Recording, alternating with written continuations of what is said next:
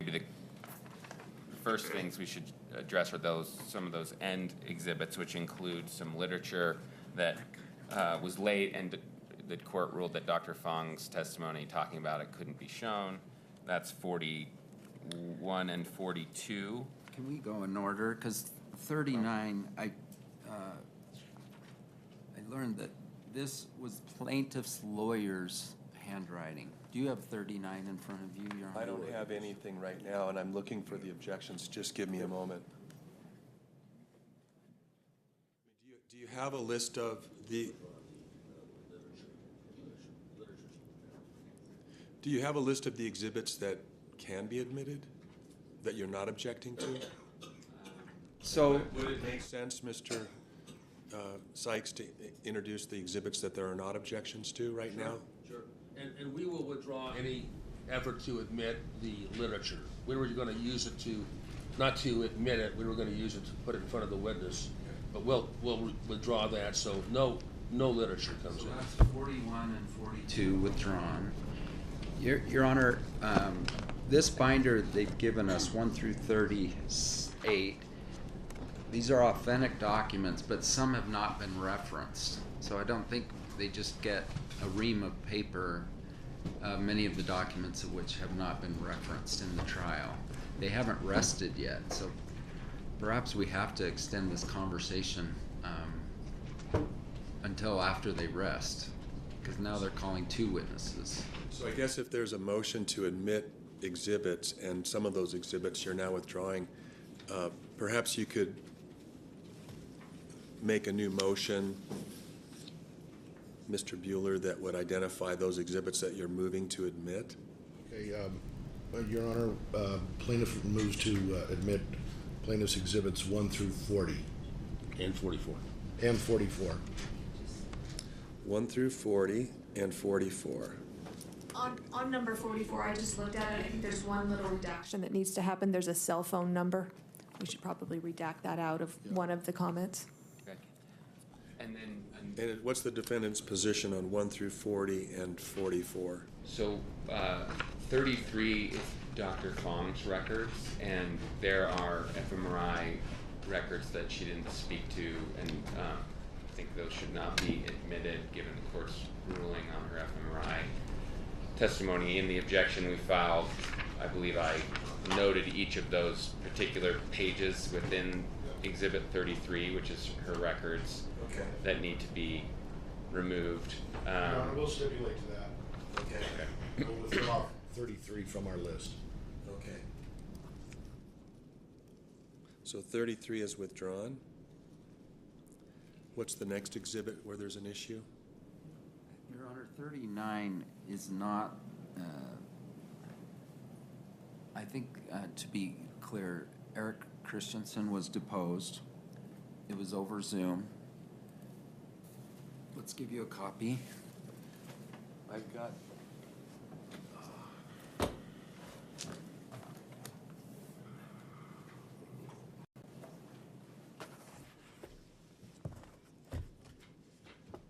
No, I guess I don't have.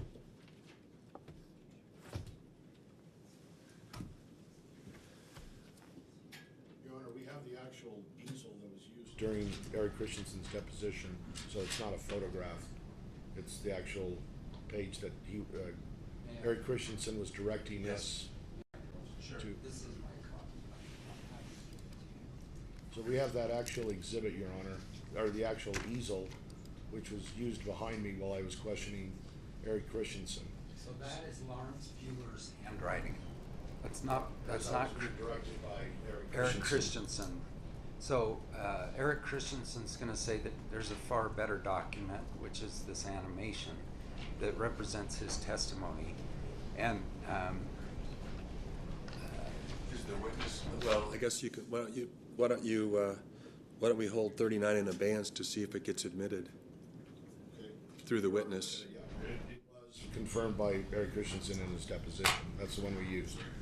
It was confirmed by Eric Christensen in his deposition. What? Exhibit 39. He was directing me to. I say, is this the point where you were at the moment of the crash? And he said yes, and I said, okay, I'll draw a circle, and he confirmed that the circle of his initials is what he did. I guess I'll have to see how the evidence comes out, because things said at a deposition don't necessarily mean they're going to be said here, and it's what's said here on the record that matters, so.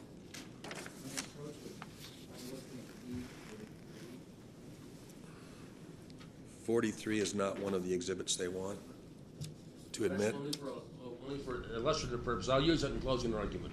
But there's a title on there that now appears that was not authorized by the court.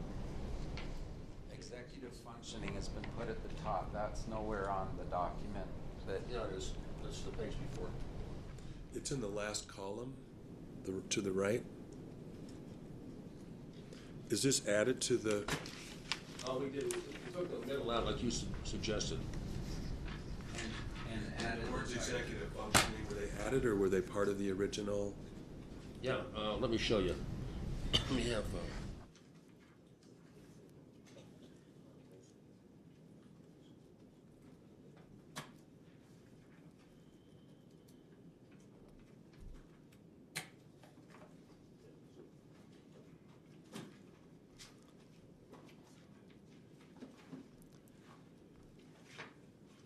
Say, Jody, can you ask the bailiff to let us know what all?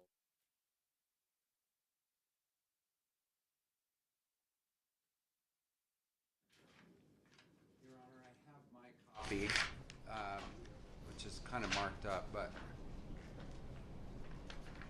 executive function is on the far right side in very small type, but they've put a title on the entire thing. If I could approach Judge. What was the original exhibit Page number? 19 of Goldstein's report. Okay, come on in. Come on over. Let me show you this. There it is right there. Turn over. Page 20.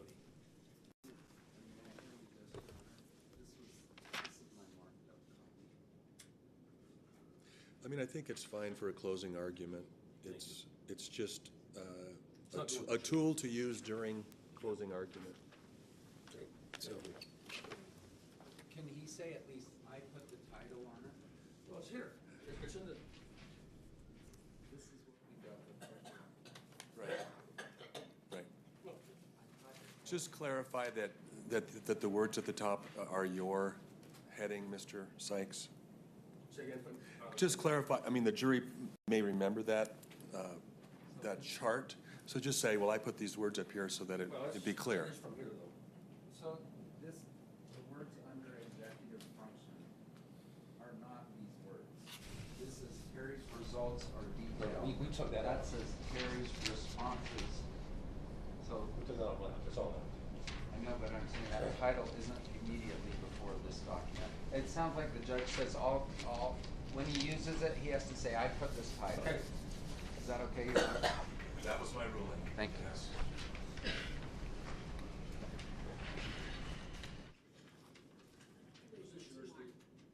Pardon?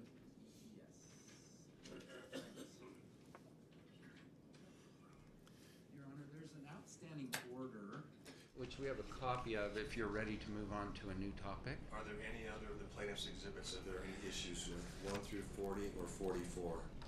Minus 33.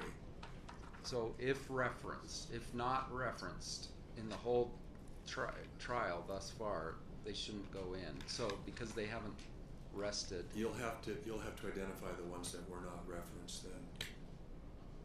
So the court. Okay. Because they've been moved for admission.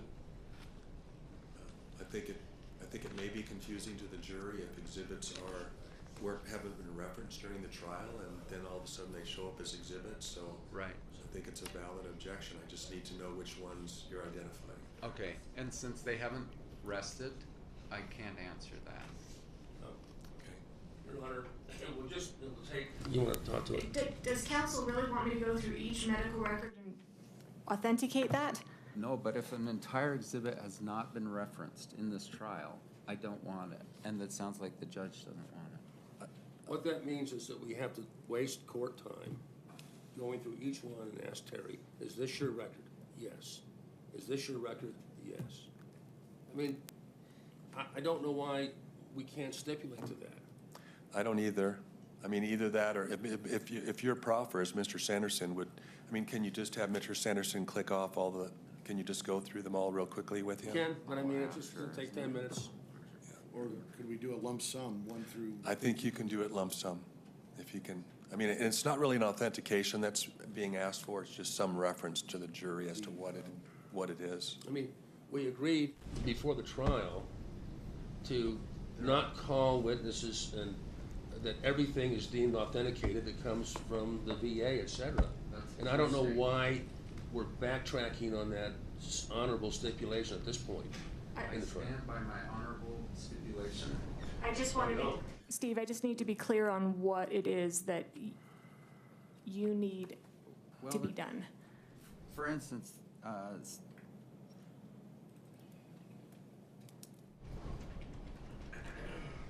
I'm echoing what the judge said, which it would be confusing to the jury if a record is never referenced in the trial and is suddenly in the jury room with them.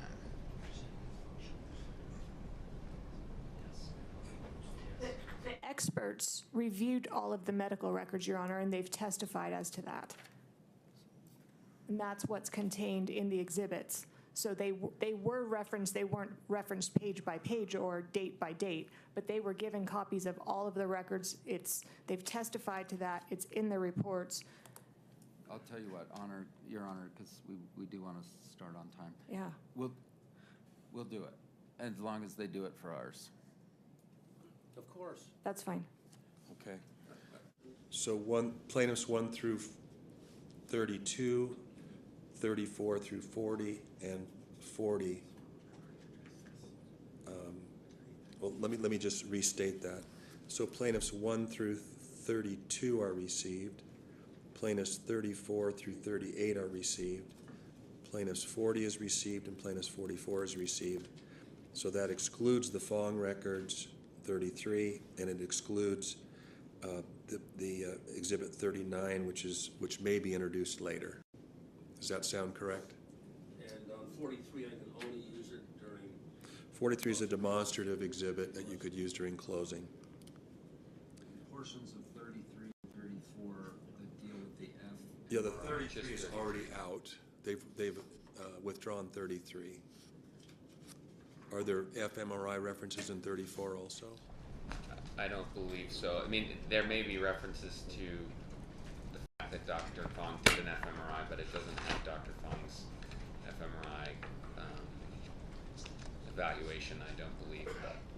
Okay, so the court will receive plaintiffs 1 through 32, 34 through 38, 40, and 44 as exhibits.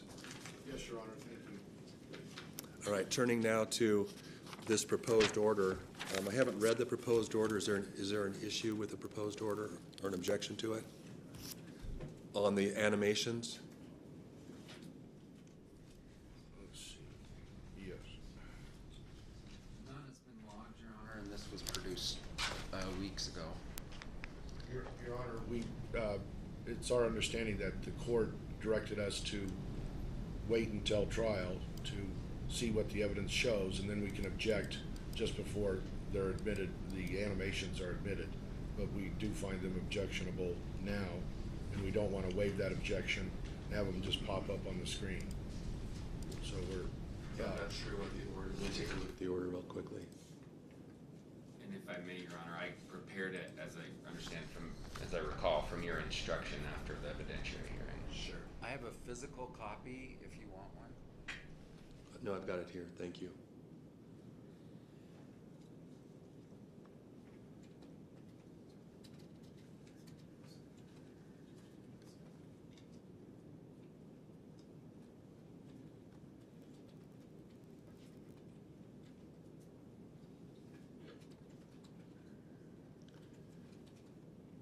Are there any objections to the proposed order, which doesn't address the issues that you just raised, Mr. Bueller? In other words, they're not going to flash the animations up before they're admitted. There has to be a sponsoring witness. Part of their paragraph 3 here.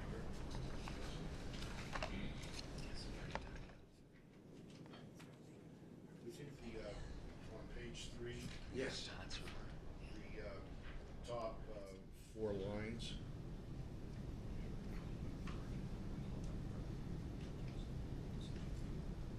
We don't recall that being part of the decision. Page 3, top 4 lines. Yeah, I re-listened to it this morning before we started, and I didn't hear that part in there. Oh, okay. In my Well, oral ruling. Then that's my mistake. And I'll probably add a little bit more. What I'll be adding is, if I can find my notes.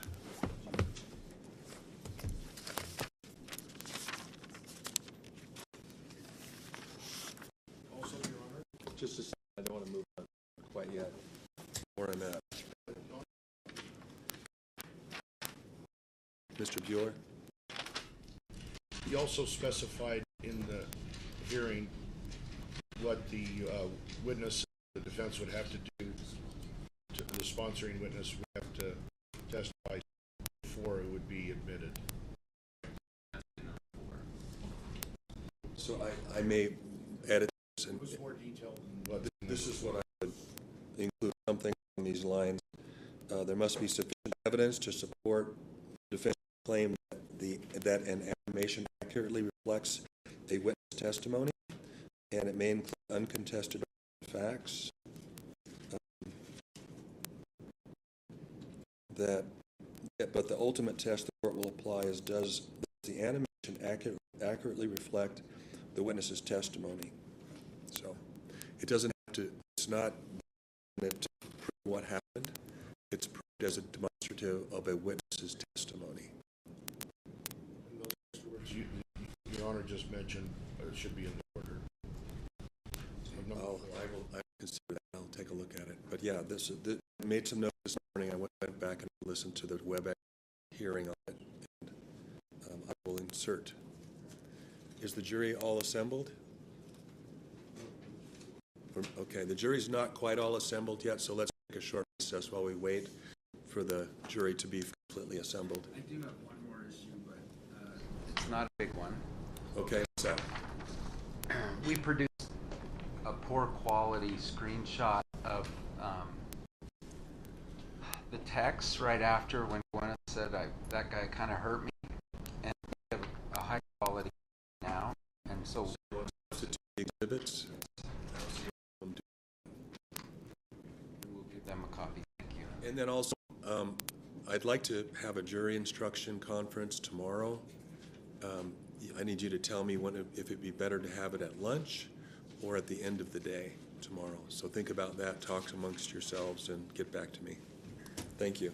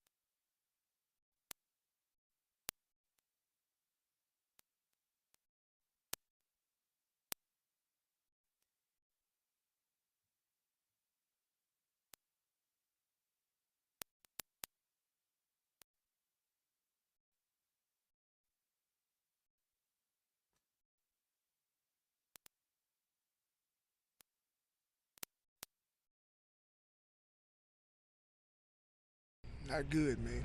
It's all we had. So we trying our best to make it, man. What did you go through? What was it like? It came quick, fast. All I know, I saw the roof coming down on my head, cars moving.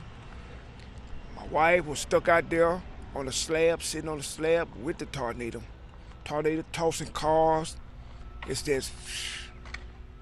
I mean, it had to have looked surreal. Those cars floating in the air, this tree being ripped down, your roof is gone. I mean, Stuff good floated gracious. on top of me. Hey, man, God came and got what he came to get. You got to ask yourself how you made it. But he let us know what all we doing around this little town, we need to get it together, man. Because he coming back. He ain't going to play with you. He coming back.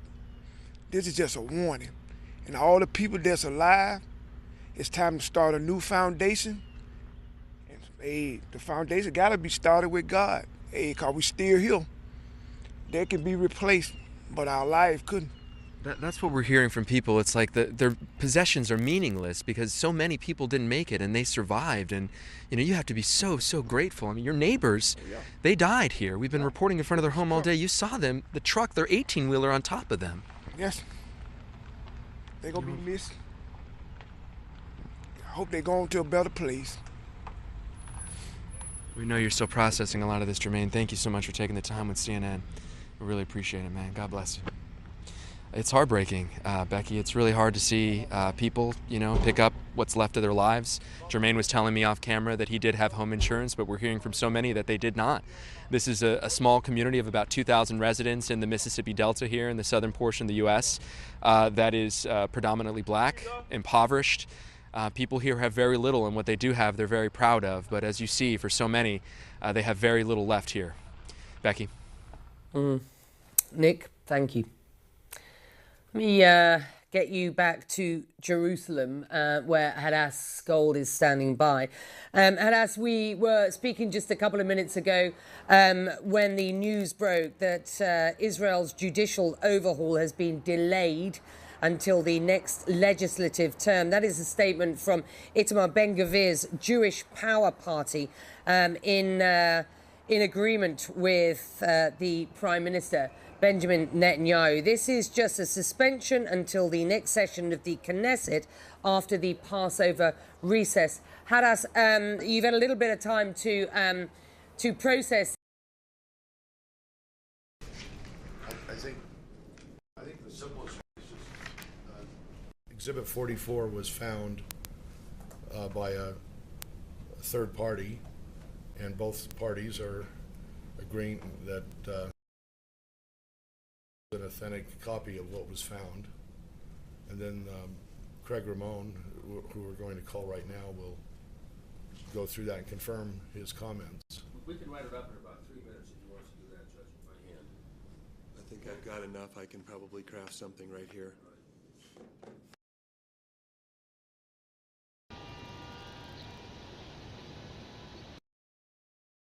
There were some mentions in this statement about negotiations potentially. It's not clear.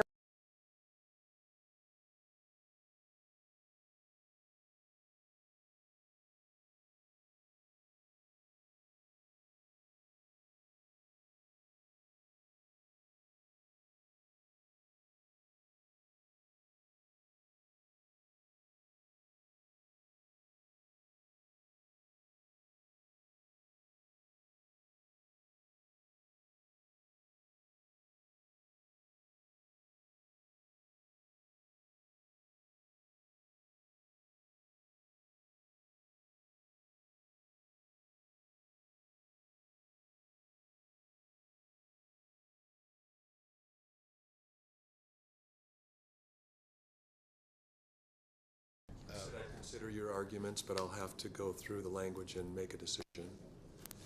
Right. So should we handwrite it? Because we won't be able to print something out since we last met, 15 minutes ago.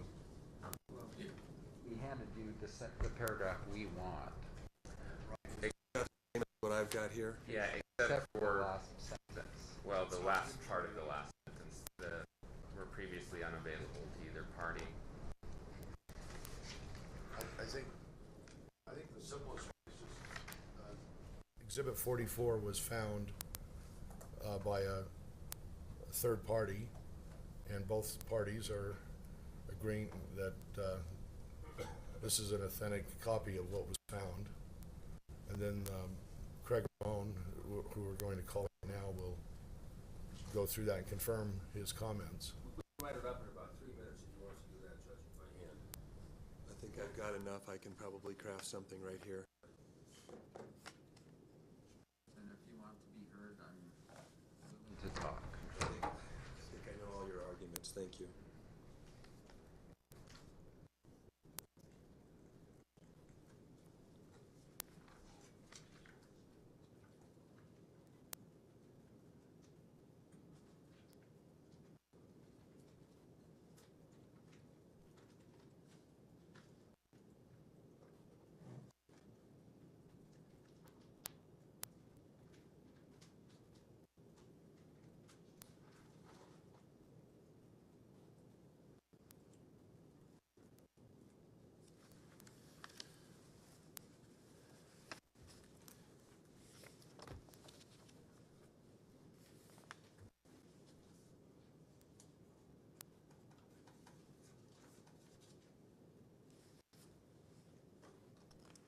So I think what I'm going to do is I will read something on the fly, and I'm going to ask that the parties and counsel not embellish any of the facts concerning what I'm about to read to the jury, okay?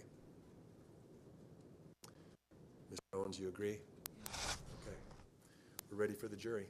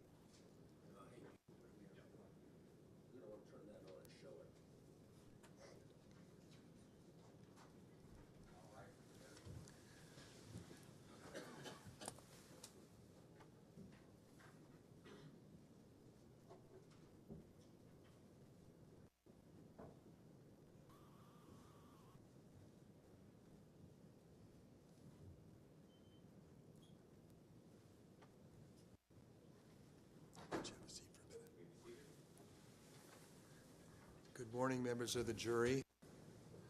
I pray that your traveling in this morning was safe and everyone got here okay. The weather outside is still winter, I guess. Well, there is a new piece of evidence in this case. I'm going to tell you about that. A viewer that's been following this trial out of the courtroom and familiar with finding archived website links investigated the link referenced on Defendant's Exhibit 102.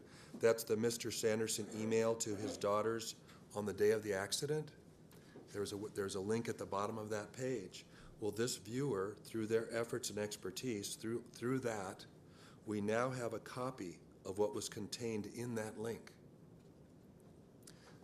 And you will receive it. It is going to be an exhibit. It's Plaintiff's Exhibit 44 and Defendant's Exhibit 102.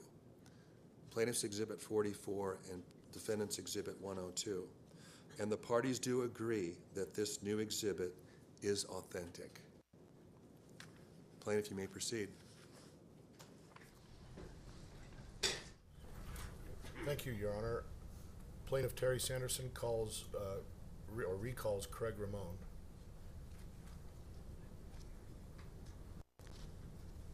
Mr. Ramon, you'll need to be sworn in again as a witness. It's a new day.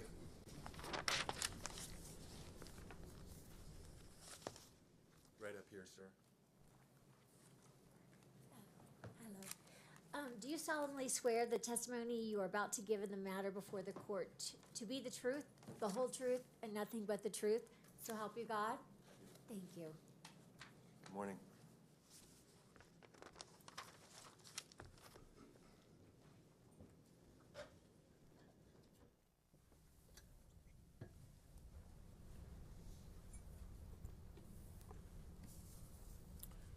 Good morning, Mr. Ramon. Hey, good morning. I've handed you Plaintiff's Exhibit 44. Have you had a chance to review that before? Yes. And this are the comments and postings on meetup.com. Is that correct? Yes. And this was the website that you used to meet up with the other skiers on the day of the crash, correct? Yes. And first I'd like to turn you to page 2 of Exhibit 44, Plaintiff's Exhibit 44. And on the lower left, you see the color photograph of the woman smiling? Yes. Is that the ski patroller that you met on the day of the crash? I'm guessing it is. Okay. You have it on page 2? Oh, yes, yes, I believe that's her. That's Whitney Smith that you met that day? Yes. Oh, typed in that day. Just give Deer Valley your pass. They have your photo. It will be a great day. I will be on the hill at 9:30. That's your first posting that day, you believe? Yes.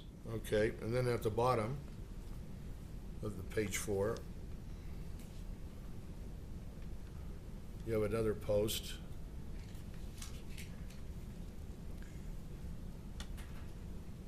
Well, maybe, well, let's see. I guess that one's a different one, maybe. Let's see. Well, maybe that's a different day. I'm going to move to the next one. Let's go to page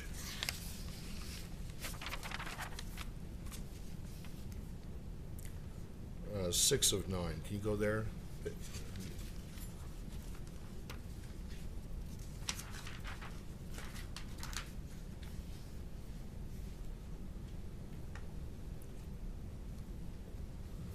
Okay, I'm going to read just what you typed in there in the middle. It says, Scott, Terry was not doing the man thing. Terry had a bad hit to the head. You do not have the ski patrol take you down the hill if you have a pain in your ass. Is that what you typed that day? Yes, it is. This was the day of the crash. This was a few days after. Okay.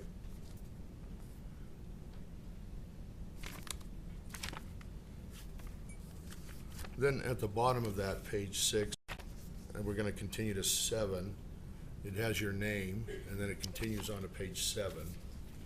I'm going to read you what page 7 says.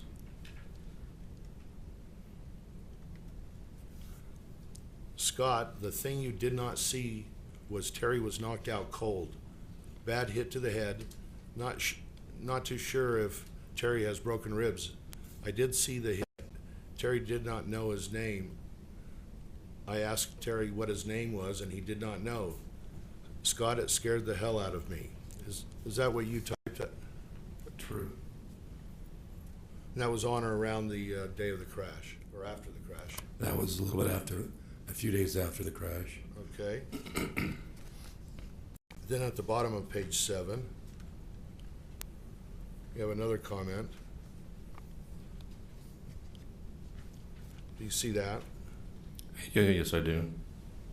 And you typed, Scott, thanks for the humor. I got it when you were trying to make light of the whole thing. You guys did not see what I did see. No need to say you're sorry. You typed that, correct? Yes, I did. Then the final page, page 8 of 9.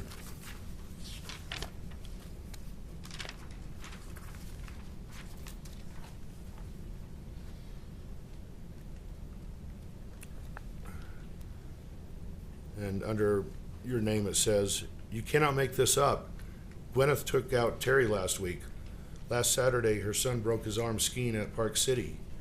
Gwyneth was staying at the Montage. She took her plane out of Million Airport. I wish I did know so many people. What makes me mad is that Gwyneth took out Terry and just took off." Is that what you typed that? Yes, that it was is. the week after the crash? Yes, it is. Okay, and except for the irrelevant stuff at the end on page 9, that's all I have.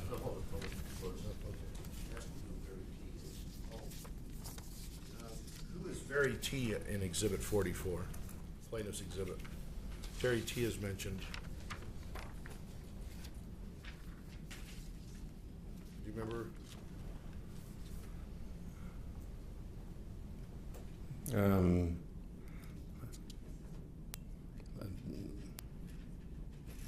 I'm not sure who Very T is.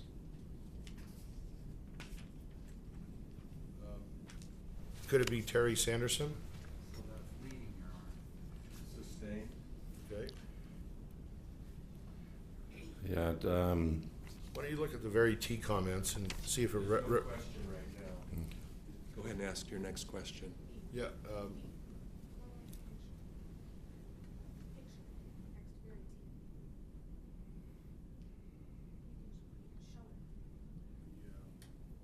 That's right.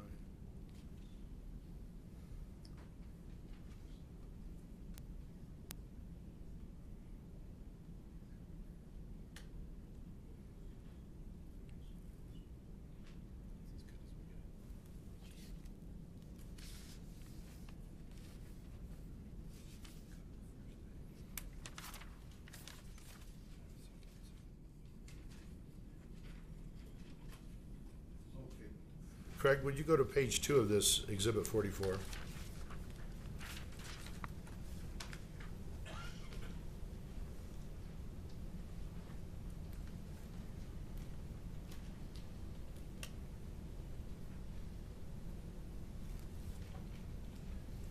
Okay.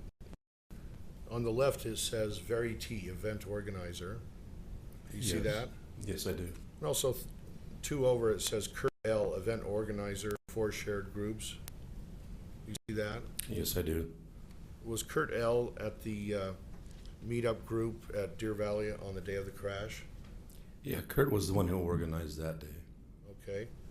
Go back to the left and look at Very T. Are you able to recognize the photo above Very T? It looks like Terry, and Terry was the one who organized the meetup groups up at Alta. Okay. That's all I have. Thank you, Craig. Thank you, Mr. Bueller. Mr. Egan? Thank you, Your Honor. Mr. Ramon, good to see you again. I have a couple questions from the defense. So the first would be, at the start of this page, and I haven't used this Elmo projector before, so give me a second.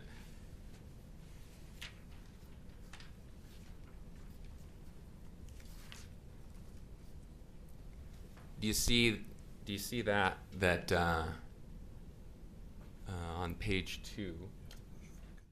Got it, thank you. I have to press focus. Okay, there you are. So you see that there's some photos there at the bottom of the page? Yes. And do you recognize the photo there of the ski patroller? Yes. Was that Whitney Smith? I believe so. The ski patroller who responded to Mr. Sanderson on the hill? Yes. And cared for him during the urgent care or the first aid clinic visit that he had there on the ski hill? Yes. And I do not see any videos there. Were there any, to your memory, GoPro or other videos posted on this webpage? No. And then, and I believe you're unaware of any GoPro footage at all. Is that correct? Yes. And then if you go to page, let's match it up with mine here, page 7.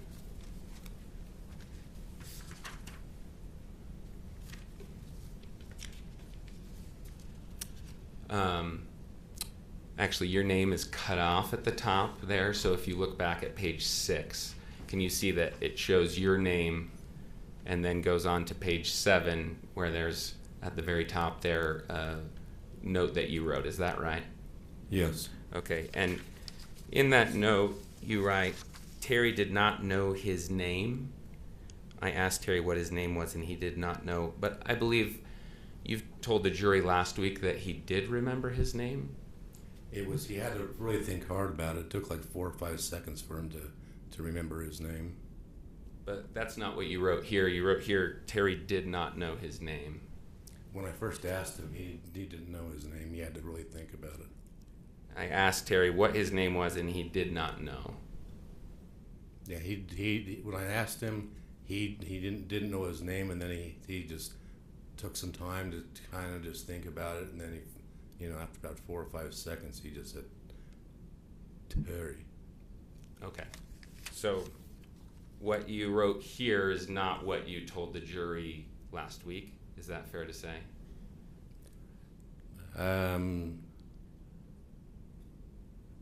Could you please repeat that? Just here in your note, you do not say that he did later remember his name. You just say he didn't remember it all. And as I understand it, that was different than what you told the jury last week. Is that correct? Yes. When I basically was talking about this, I didn't go into much detail, on this. I was just making a point that he was having a hard time knowing what his name was. Okay, so let's go to this last page, well, I guess there's a kind of blank page at the end, but page 8, the last page with your comments on it.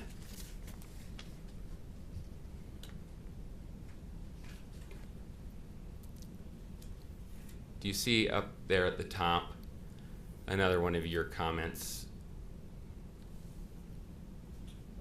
James, you can expand that. Okay. You can zoom if you want. Yeah, that is hard to see.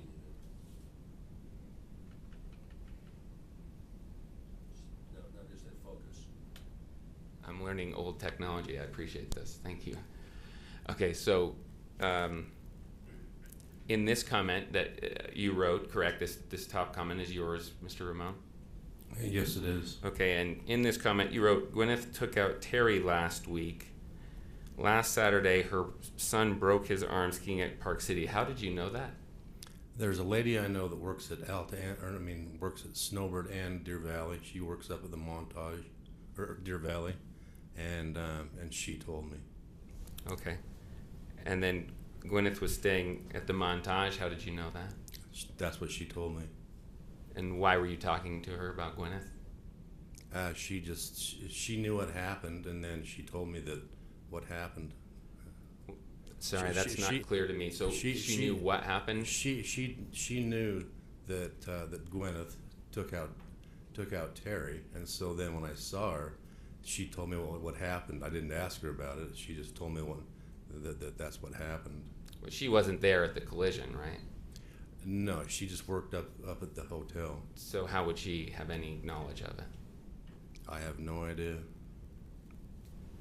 She took her plane out of Millionaire Airport. How did you know about Miss Gwyneth or Miss Paltrow's travels? One of my best friends, he works out at Millionaire, and that's where a lot of the private jets, the charter jets, that's where they fly into that part of the airport. It sounds to me like you were talking to a lot of people about Gwyneth Paltrow during this time. Is that correct? No, my best friend, he knew what happened, and he's the one who told me. So you didn't tell these people what happened, even though you were the one at the collision site? Yeah, I told my friend what happened, yes. Okay. So you were telling people about this accident, Yes, I've told people about it. and then they were telling you things they knew about Miss Paltrow, that at least they claimed to know about Miss Paltrow. Yes. But they could be mistaken. Is that correct? Yes.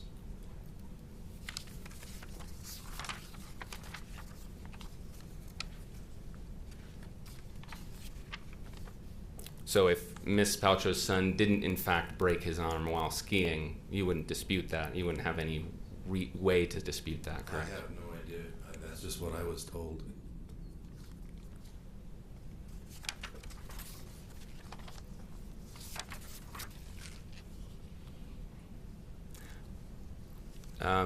Let me go back. I just have, I think, one more question for you.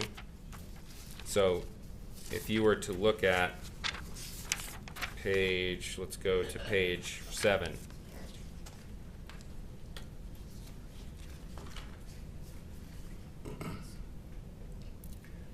Those comments that I believe you've connected to Terry Sanderson, those ones in the middle of the page, you can read them to yourself. But my question is, given that you've described him as being knocked out cold in other comments here, I wanted to ask you whether you found Terry to be articulate in his posts and comments on this page following his injury.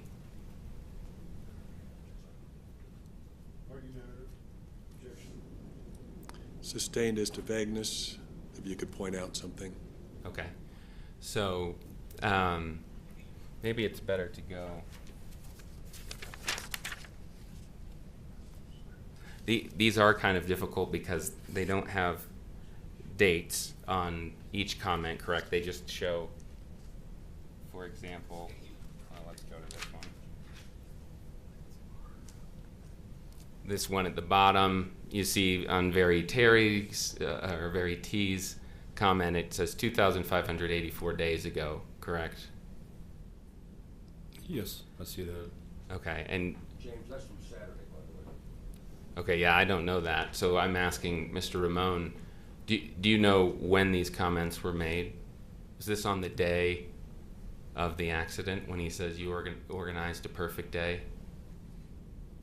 I don't see where it says you organized I don't see where does it say that you organized a perfect day? It's on page 6, the third comment down.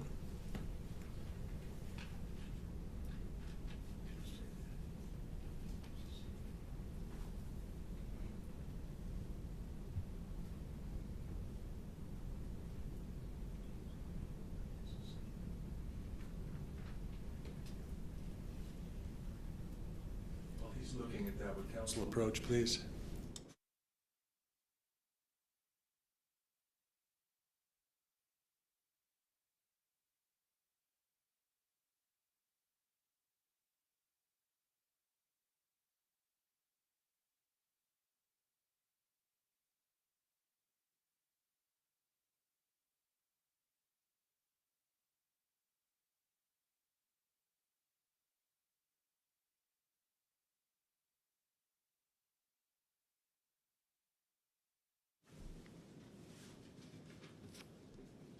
So, Mr. Ramon, this comment I'm pointing you to on page 6 says, it's under Very T. Yes, Kurt, you organized a perfect day for skiing. Thank you. That's true, Scott. I still have my wheels. It was nice to get to know you a bit today. Do you know whether that was written on the day of the accident? I'm not sure if it was or not. Would it surprise you that Mr. Sanderson was writing articulate notes like this after being knocked out and unconscious for 2 minutes? It doesn't sound that articulate to me, but... Okay, that's all I have. Thanks. Mr. Bueller?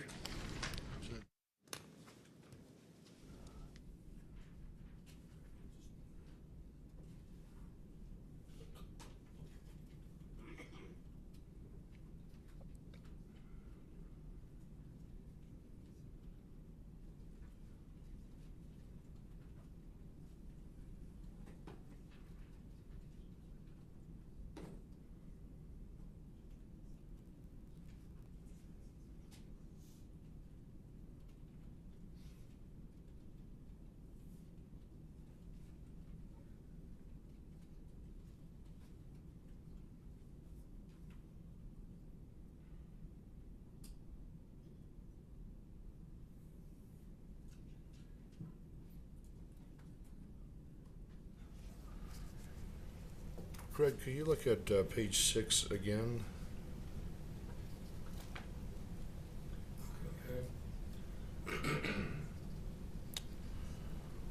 And in the middle under very T, do you see that where it says, yes, Kurt, you organized a perfect day? Yes, I do.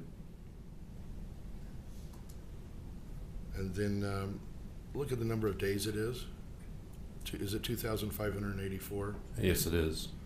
And then your comment below that.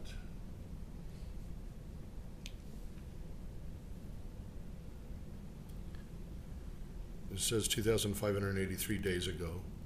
Yes. So those comments were made on different days? Yes. Okay. Thank you. Any follow-up, Mr. Egan? Okay, you may step down, Mr. Ramon.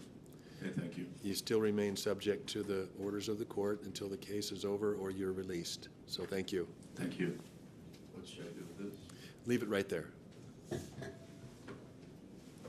Plaintiff, you may call your next witness. Thank you for coming. Plaintiff's call. Mr. Terry Sanderson. Hi.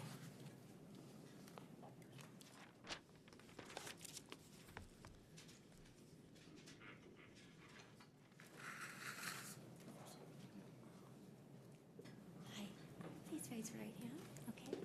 Do you swear that the testimony you are about to give in the case now before the court will be the truth, the whole truth, and nothing but the truth, so help you God? I do, absolutely. Thank you. Have a seat. Good morning, sir.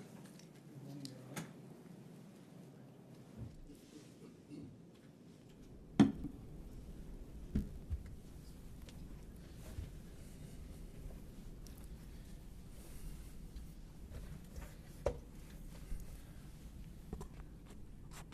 want you to get comfortable and speak into the mic, okay?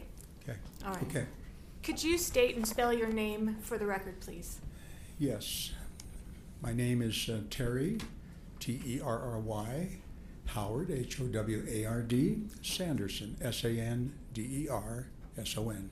Thank you. Now, Terry, this is the 5th day of trial. We started last Tuesday. You weren't here much last week, were you? Not at all. In the courtroom. Were you in the courthouse? Yes, definitely. Okay. May we approach? Sure.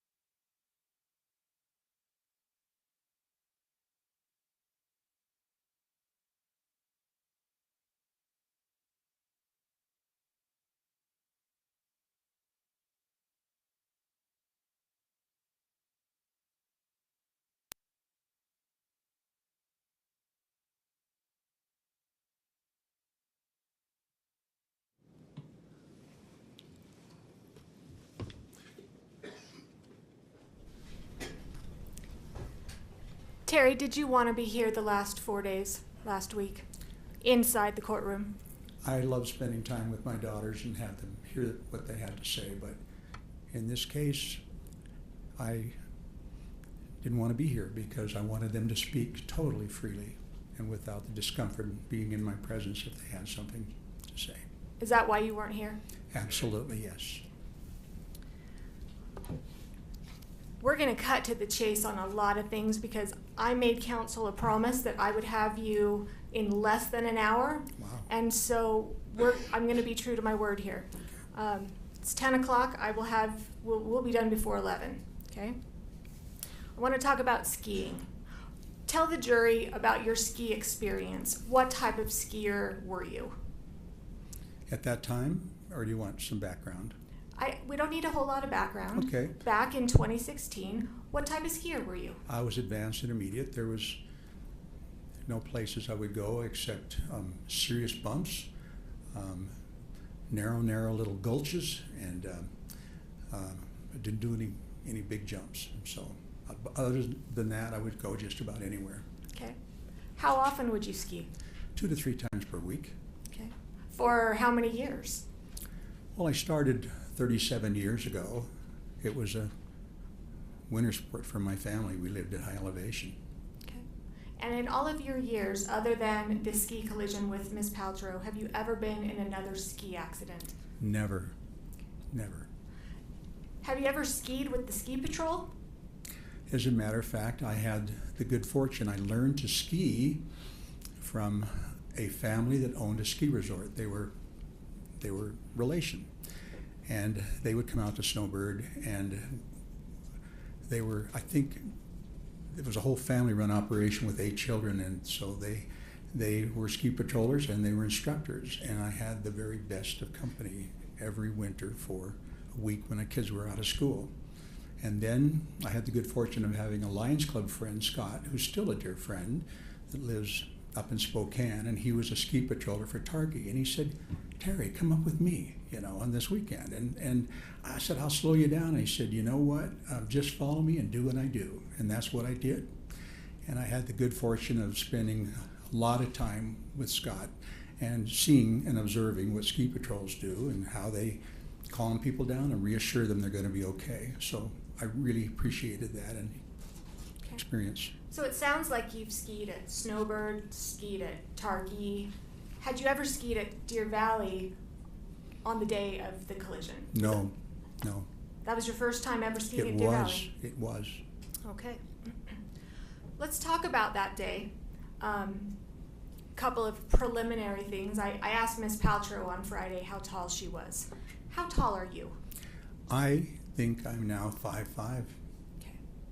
And what was your weight at the time of the collision? Well, in the VA, you don't take anything off. Whatever you walk in with, your coats, heavy coats in wintertime, boots, wallets. I give that excuse to when I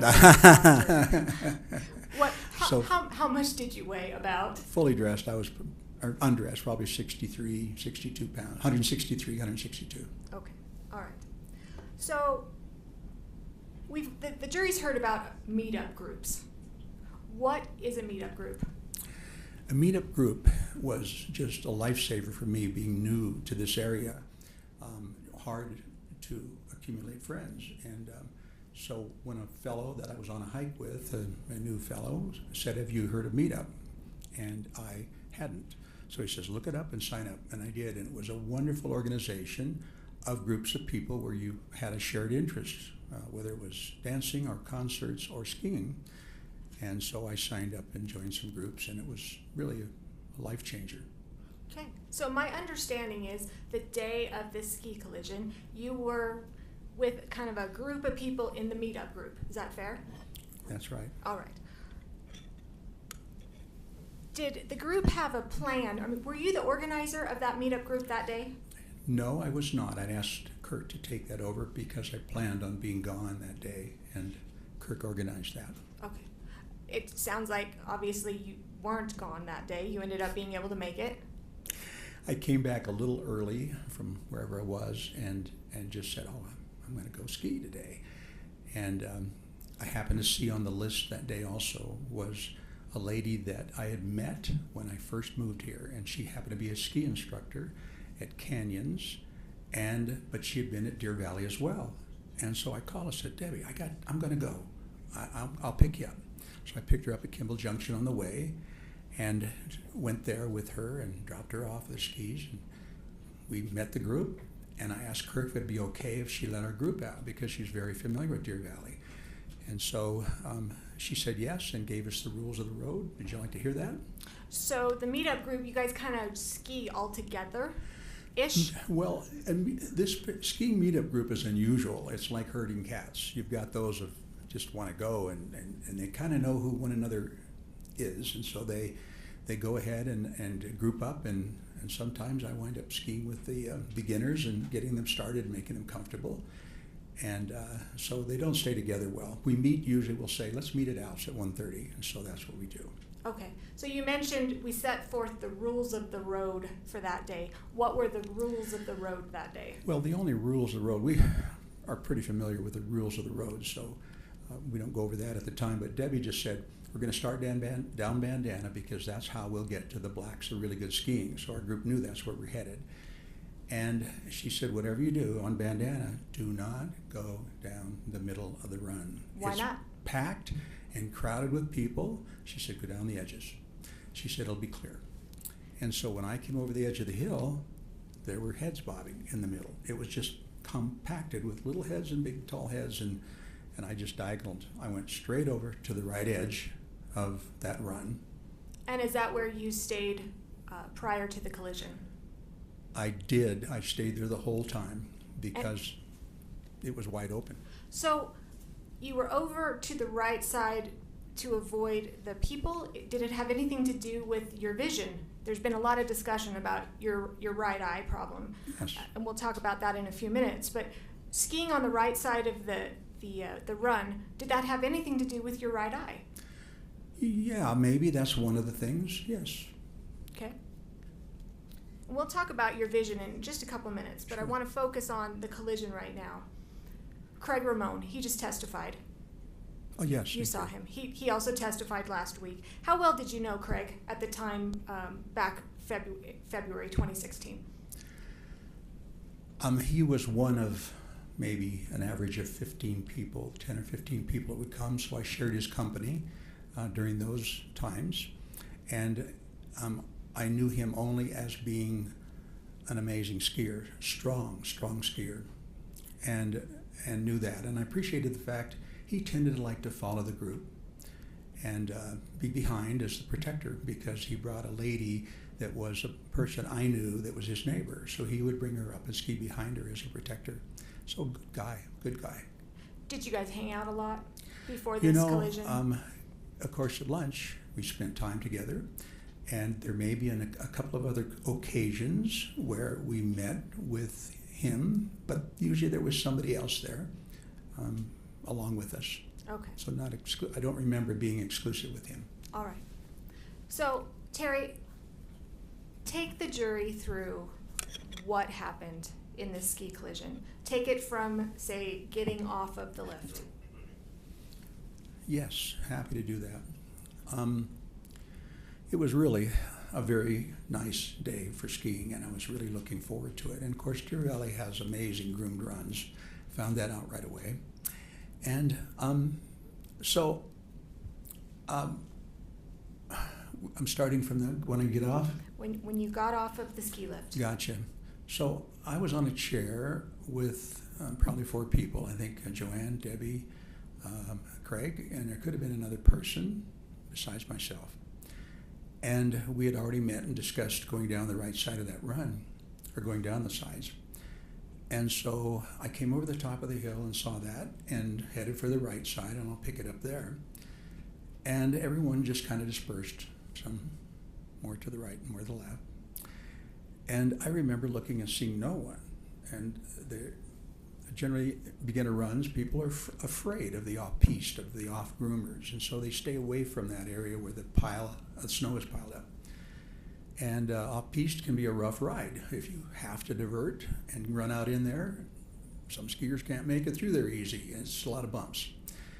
So I went right down the run and started just making nice soft turns and staying within that boundary. It could have been as much as 5 yards wide, but it might have been more like 5 or 6 feet. I can't imagine and can't remember. Lots of room. And so I'm just skiing easy and paying attention, and all of a sudden in front of me is 2 big signs. I've never seen that big of slow down signs. It seemed like they were 4x8, like a 4x8 sheet of plywood size high, with great big letters, slow down. I went, whoa, and I'm looking around, and the crowd's about the same as me, and speed-wise. And so did you pay attention to the sign? I did. And I backed off of whatever I was doing, and then another big sign, like 10 feet away, the same 4x8 sheet up there, big letters. Well, they're serious. Must be lots of merging trails down here. So I just backed off, and again, the skiers were on my left. We were all about the same speed. And I could see down where the edge of the run went, it curved around, a tree line came out a little bit, and the run curled around, and I could see about half of the, I don't know if it's a Montage or the Empire, could about half of that beautiful building, and it was wide open. There was nothing in front of me. And so I came around that corner, and it takes my breath away to think this is hard, because I don't like going through this scene. I just remember everything was great, and then I heard something I've never heard at a ski resort, and that was a blood-curdling scream. Just, I can't do it. It was, ah, and then, boom. And it was like somebody was out of control and gonna hit a tree and was gonna die. And that's what I had until I was hit. That's what was going on in your mind. Overruled? That's what's going on in your mind when you hear that scream. That was instantaneous. Oh my gosh, somebody's out of control. And they're really seriously out of control. Not time for a hockey stick. I didn't go think about that, but most people could avoid that, I think. Good skiers. Okay. And I'll move on. Okay. So you. I think he overruled. He's overruled. Thank you. So you hear this scream. Yes. What happens next? You know, I got hit in my back so hard, and I'm right at my shoulder blades, and it felt like, and was perfectly centered, and the fists and the poles were right there at the bottom of my shoulder blades. Serious smack. Never been hit that hard, and I'm flying. I'm absolutely flying. Now, you're not airborne. Well, all I saw was a whole lot of snow, and I didn't see the sky, but I was flying in that sense. I had no control. And I remember just thinking, okay, you really got to hang on. And then I thought about the crowd on the left, and I thought, I don't know who's wanted over there, and I do not want to get them mixed up in here. And I've heard, that maybe that's not decided about how my ribs really got hurt. I absolutely lurched with what little I could off of my skis a little bit more to the right to make sure nobody over here got involved on my left side. And then it was like the ground's coming up, nobody in front of me, just me going to the ground, and you're falling far further than 90 degrees like you'd fall on a floor. You got that extra, and so it's quite a ways to hit the ground. And I just said, okay, you got to protect your face, and your head, and that's the last thing I remember. It didn't happen. I did glance over and saw, just out of the corner of my eye, I could see, not glance over, but I could see somebody going by, and I'm going, okay, they're safe. Last thing I remember, everything's black. Did the person who struck you land on top of you? I wouldn't know that. I absolutely would not know that. I was just surprised. I had no upper body strength enough to be able to catch myself. I had no idea. Do you remember hitting your head on the ground? No, that part, nope, that's all gone.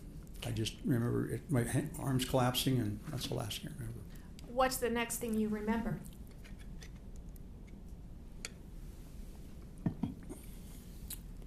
I'm getting an adrenaline rush here, I guess, living this again. Just being here and present, too. And let me just stop you really quick. You said you're getting an adrenaline rush. Is this something that you enjoy? Adrenaline rush? Not this No. kind. Yeah. Not now. Okay. All right. So what's the first thing that you remember? Or the next thing that you remember after Well, you're yes. on the ground? The first remember is everything is still black, like I'm unconscious, but it's like my subconscious is going into protection mode, like, you better pay attention here and listen to what's being said to you. And all I could recognize was that someone was really angry at me. And it was a man, and it didn't come out clear in the beginning. I couldn't really hear what he was saying, but I just knew he was mad, and he was right above me, right close to me. And I'm feeling a little afraid, and I tried to move, and I could not move a limb. I couldn't move my head. I couldn't move my body. Nothing was responding. Just this message I was getting. And the next thing, it became a little more clear, and I heard him say, "Do you realize that you weren't skiing under the rules? You hit somebody. You hurt somebody." And just insistent that I was the bad guy. And that's why I said, this has got to be a husband or boyfriend that's really mad at me. And I sound like a big... Did you know who he was? I had no idea. No idea. It was just a very angry person trying to bully me into believing something that I didn't think could happen, was I heard a woman's voice, right? Again, couldn't move. And about the third time he went through that, and it's getting louder, and I could start to understand what he was saying, and he was really insistent that I was doing something wrong and hit somebody. And I remember in desperation, because I couldn't move anything, I couldn't fight, I couldn't flight. Who's going to try? And I tried moving something, and I could move my skis a little bit. I could just feel just below my knee. I could just slide my skis a little bit, and that's an important point. My skis are still on. They're still on, and I'm thinking I got to placate this guy. He's really mad. If he decided he wanted to jump on me right now, he could finish me off. I remember saying, Okay, now you're twice. You're whispering. I that, know but, I am, but because maybe, that's what I heard. Nothing was coming out. My lips were moving, my tongue was moving. There was nothing coming out of my mouth, and my heart rate went up again. Okay. It looked like what you were mouthing was, "I'm sorry. I'm sorry." And I was just going, I can't believe it. I thought, try again. I'm sorry. Nothing was coming out. And to me, I heard nothing. When you kind of mumbled, whispered, whatever you want to call it, "I'm sorry," was that you apologizing for causing the accident? No, absolutely not. I was trying to placate this man in the only defensive manner that I could. Okay. You've talked about the man who was yelling at you. Ms. Paltrow last week admitted that she was kind of cussing you out as well. Do you remember any conversation that you had or anything that she said to you? Absolutely not. There was one voice that my brain was focused on. Thank God, I guess. And that was self-protection, I guess. I only heard a male voice, a mad, angry male voice. I heard nothing. Maybe that happened before I came to that point in consciousness. Were you still on the ground at this time? Still on the ground, absolutely, face down on the ground. How did you end up getting up? Well, that's a story too, but basically, I heard Craig saying, "Terry, are you okay?" Now this is Craig Ramon. Well, at that point, I didn't identify his voice. Things were a little strange yet, and I heard, "Terry, are you okay?" And about the third time it hit me, somebody is here to help me. I didn't at that point, except an angry man was there, and I said, "Oh my gosh," and I went through, and I looked up and I could see Craig standing there above me, 8 or 10 feet, and on his immediate left, my right, was a man in an all green outfit and with a helmet on and ski goggles and, you know, looked good. And I thought, oh, he's here to help me, right? He looks like he's from Deer Valley. And so I was going through the things, answering his question about, that were my thoughts. Now back to my injuries. Craig is saying, are you okay? And I said, oh, my ribs are so sore. There's just this really deep throbbing purple pain here. And then I said, my vision is swimming with sparks. And they were unusual sparks. I'm going, is that my retina? Is that my eyes? And it wasn't a retinal detachment, a retinal hole or anything. And I'm going, that's my brain. I'm thinking, those sparks on my brain. And all this time you're still on the ground? I'm actually, yeah, the next point is that after I tell him about my ears going, my ears are buzzing. Oh, and my brain is like it's on Novocaine. And then I realized, oh, I'm not seeing, you know what, I missed a spot. And that's where I looked up and couldn't see them and got frightened about that.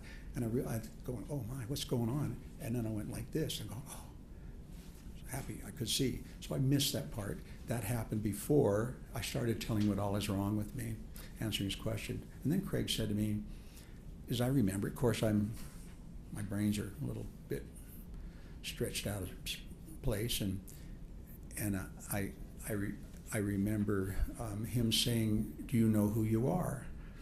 And what I thought I said was, oh my gosh, I can feel this pathway in my brain. It's going around and trying to figure out who I am. And yes, I know I'm Terry.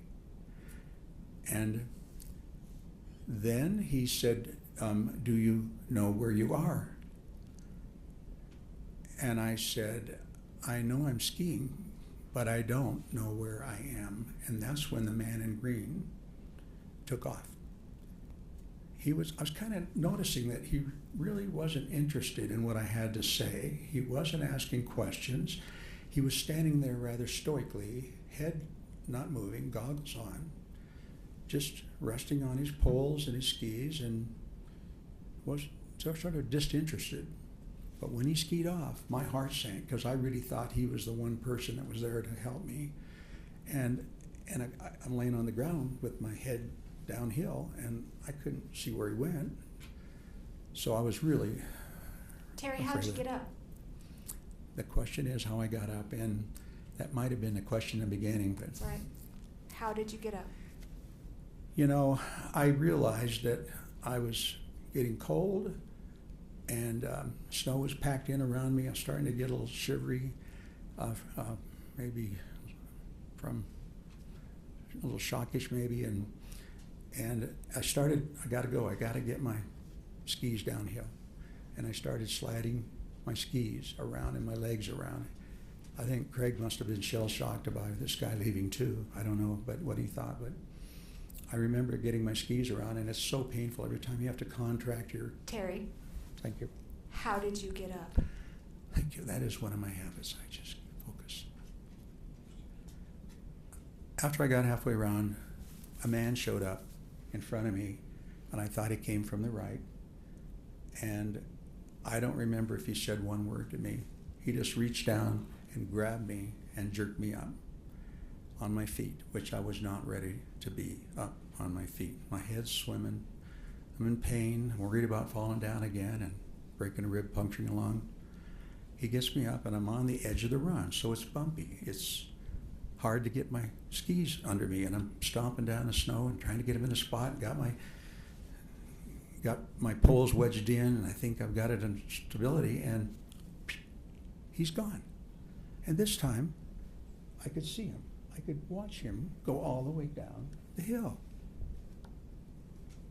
And I'm up. I'm standing up, but am I feeling safe? No. People are going by, shh, shh, shh, you know. And I'm thinking, I do not want to get hit again. My understanding is that you and Craig tried to ski down a little ways, but then didn't quite make it too far. Is that accurate? Yeah, he said, you think you can ski? And I'm thinking, if the option is getting left up here, I will try anything.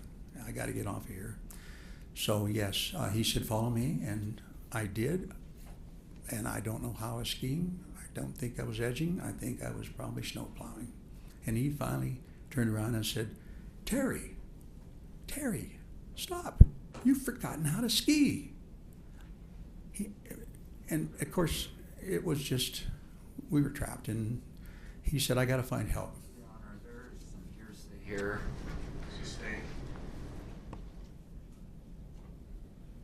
Eventually, Craig got help, yes? Yeah, he said, I got to find help. And so he disappeared, and I just put my head down and prayed that I wouldn't get smacked into again. I felt pretty vulnerable. And he disappeared. What happened when help arrived? You know, Whitney showed up, and I was so grateful to see someone. And now, is that Whitney Smith? Yes, that's her name. Mm-hmm. And the jury has seen pictures, and we're going to put another picture up in just a couple minutes. Is she the one in a red jacket that there's a picture of in this case? Do you know? Yes, as a matter of yes, that's her. Mm-hmm. All right. So did she take you down on the toboggan, or how did you get down? She did. She said, "Are you okay?" kind of thing, and I don't know. Not so good. I don't remember the conversation. It was a little easy stuff, and so got in, and I remember Whitney saying to me, "Now, you got to remember these things because I'm going to ask again later." And she told me that she was from Michigan, moved 5 years before, and had started on the ski patrol here 5 years before. She loved her job. Her name was Whitney, and that she had a horse named Titan that she wore in the years off. So she told me to remember those things. I'm going, this is a brain test. She's wanting to check if my brain's okay. And from that point on, I quit worrying about myself. I quit worrying about my injuries. It was just like, I'm going to remember this. I do not want to have any brain injuries. And I locked onto that and nothing else. And later on, she did ask me, and I could repeat it back to her exactly as she told me. And she won the women's downhill in the ski patrol women's competition. Sounds like you still remember some of these details. I was so determined to hang on to those facts, yes. Okay. All right. Once you got down, what type of medical attention did you receive? Still at the ski resort? Yeah, Whitney is not a paramedic. She's not an EMT. I didn't really expect her to have advanced knowledge about neurological testing and pupil testing and cranial nerve testing. She did a great job of doing exactly what she's supposed to do, just to be at that triage level to decide what kind of care I needed. Okay, so what type of care did you get? What type of medical treatment did you get when you got down to the bottom? No medical treatment. Okay. Am I missing something? Did you get checked out at the InstaCare or anybody? Oh, after yes. We left there. Yes, I asked Debbie, I said, where can I go and get checked and see what they say? And she said, well, let's stop at the InstaCare. I know it's on the way. So I'd never been there before, but that's where we stopped and went in there. Okay. All right. So you got checked out. When did you learn that it was Gwyneth Paltrow that you were in the collision with? It was brought up, I think, the people that came in to the room to check on me that were part of my group would check in and check out once, and which is what I tell them: go ski and go enjoy yourself. And so it came up, and it probably was Craig who said, I heard him say it was Gwyneth Paltrow. And to me, it's like, I'm not into celebrity worship, so I didn't care at that point. Did you think it was cool to collide with a celebrity? Absolutely not. That is not who I am, no. Did you ever write that? Ever tell anybody that?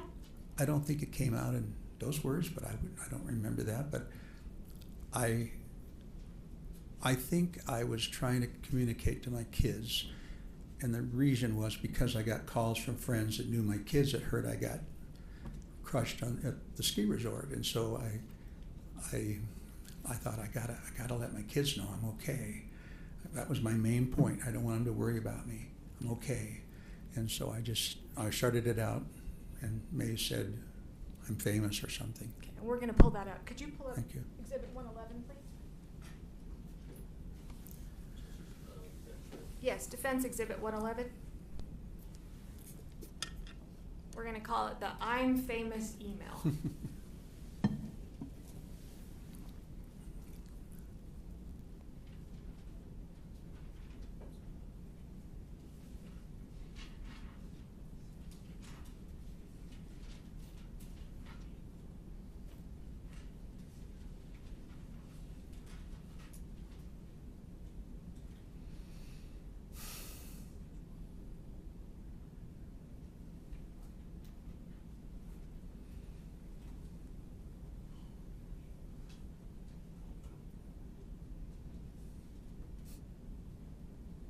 Sometimes old technology like the UMO works better than the new technology, doesn't it?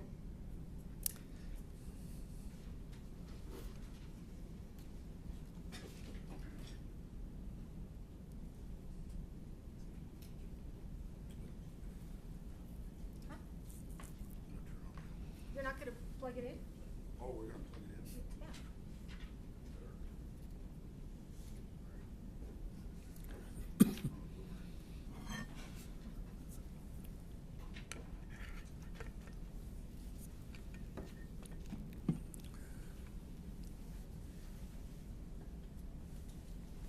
All right. And Terry, you could come down if you need to, or does it show on your screen there? Yeah, but I'm not being an eye doctor, I'm not wearing fashion because I broke the pair of glasses I bought and couldn't find the old pair, so now I'm... Okay. All right, Yes, so I I can want to see. go through this. Defense Exhibit 111. Do you see, first of all, there are two posts.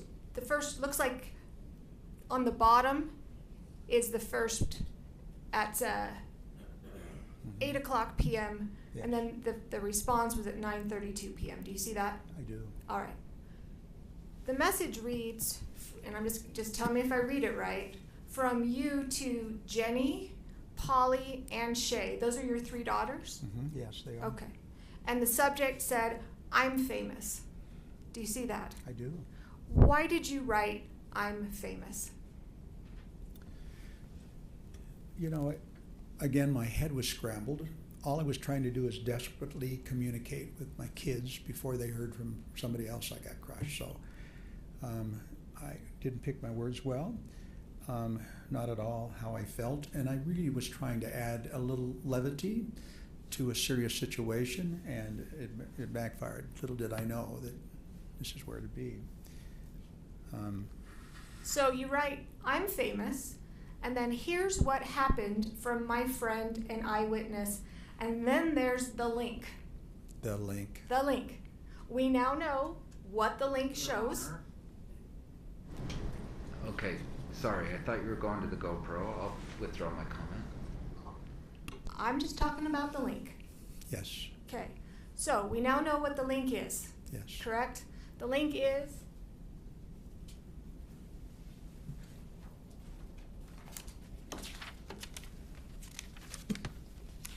it's a really bad picture. Terrible picture. You'll get a clear picture. It's the picture of Whitney Smith.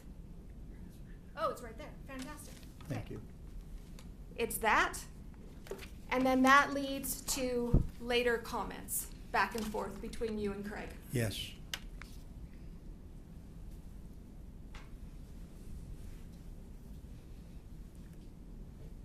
In that, under that picture, can you read what it says? Yes. Whitney kept me entertained while probing You me. want to speak in the mic? Oh, yes. Whitney kept me entertained while probing me with questions to evaluate my senses. A dedicated outdoor person and horse lover from Michigan. She also took me down in the toboggan by herself and won the DV Women's Downhill race contest. A sweetheart. I was grateful for her. Are those the things, first of all, did you write that under her picture? You know, I don't know what time it was added. Carlene was hurrying back from St. George, and depending, I don't know, she helped me a lot verbalize things because things weren't making sense at all in All right. communication, and she may have helped and participated in that. I don't know. Those details, are those the details that Whitney wanted you to memorize as you were taking down the toboggan? Yep. All right, can you go back up to the emails? All right, so you send that out to your 3 daughters. I Yes? did, yes. Okay. And Shay, who testified last week, she responded to you with the top post, correct? Yes. All right. Can you read what it says? I can. Actually, let's put the subject, read what the subject says.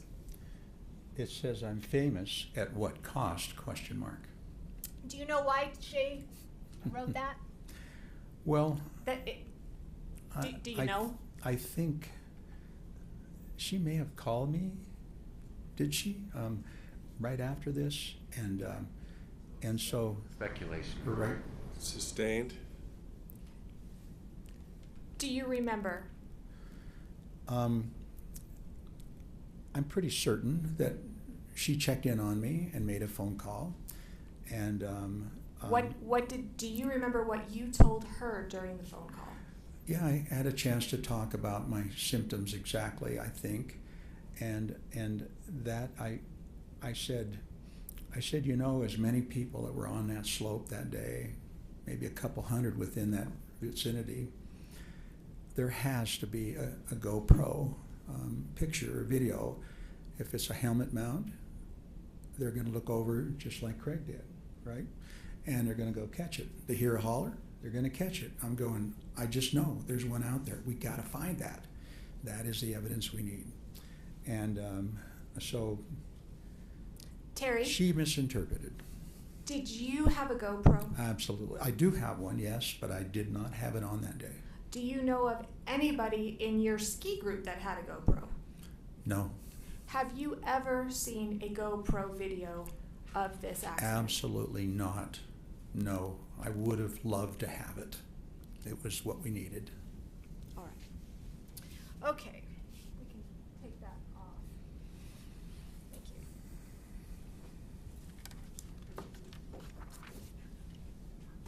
Let's talk about your injuries.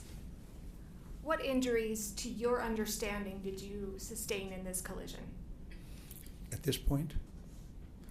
Right now. Right now. What your understanding as to what happened happened? to Terry in this collision? At this point, I know that I had at least 4 broken ribs. I sustained a concussion, and that's the 2 main factors, I think. And then later on, I had some right leg, and still do, right leg and anomalies, movement. It just has its own idea and thinking where it needs to be, opposed to what I'm thinking. Okay. Let's talk about how your ribs, how your brain injury, how that has affected you. Okay.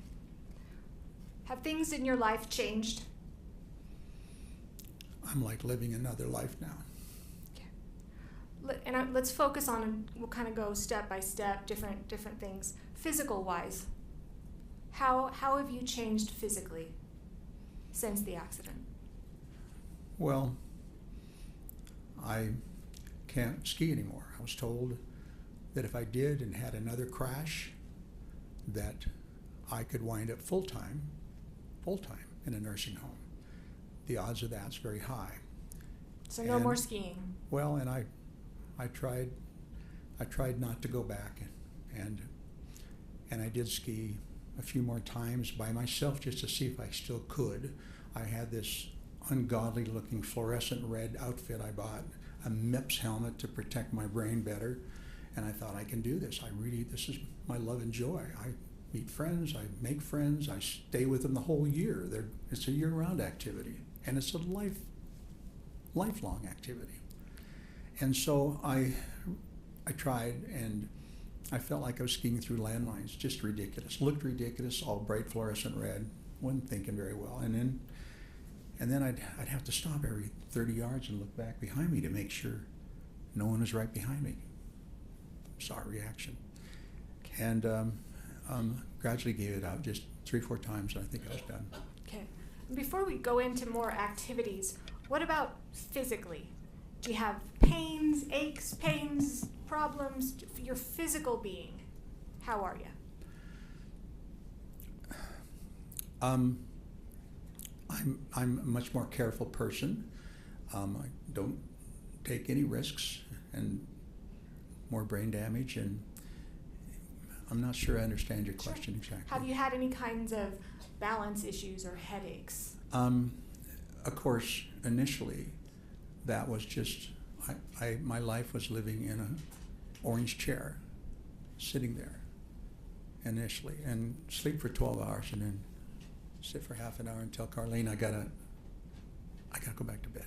But to be fair, it's not like that anymore. No, it's not. No. No, anymore, no, it's not. Let's talk about mentally. How have you seen yourself change mentally? What are some things that you've noticed or difficulties that you've had mentally? Many things I don't have the words nor the intelligence or training to explain. You have lots of words. I do. I admit. It's just, this has been a bizarre part of this process, is that I never feel like I've explained enough. It's like big gaps. I got to start from the beginning, and everyone may recognize that by going through and building a case, and they don't know what I'm talking about until I get to the subject. So everything is backwards. I'm building from the little things and then saying, oh, I'm talking about apples. They're going, I had no idea. Upside down and backwards. Communication just feels like I can't connect. And so I keep trying, desperately trying. And personality changes is not something I just know it's different. Things are weird. You ever get lost? Oh my gosh, that was among the first signs when I tried to get out and work on the green team. And wait, whoa, what's the green team? What are you talking about? I volunteer for lots of groups, probably a couple hundred hours a year at least, I would think. And green team is one of those that's significant, a large group of heavy lifters who pick up plastic and aluminum and recycle after concerts. And USANA was the main one, even though we've done Liberty Park. And it's a group of maybe 15 people.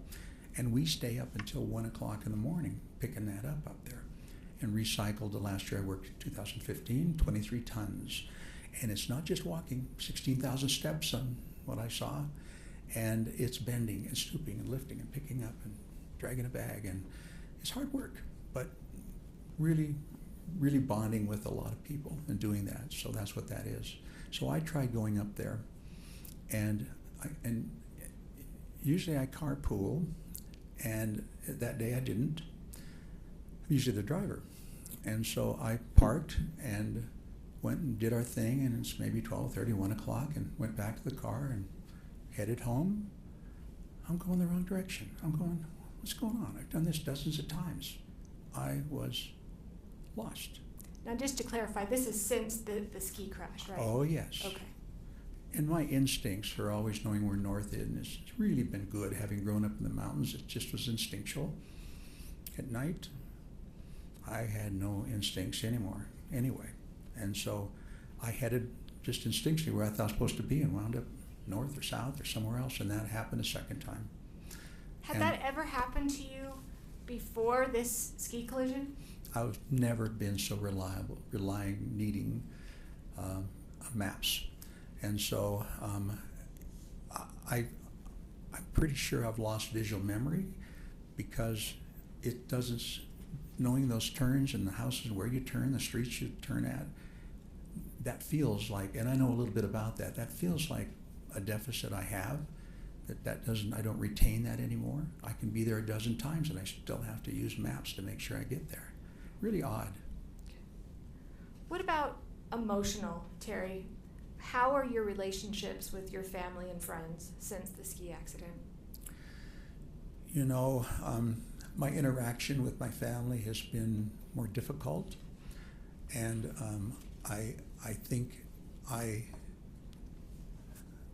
of course, I'm desperately to be close to my family and my girls, but something's wrong in my essence and what I bring to the table with them, and communication is not as smooth, and it's been more difficult, no question, and they've told me they've noticed some changes. Yeah. Now, I didn't know you before. The jury didn't know you before.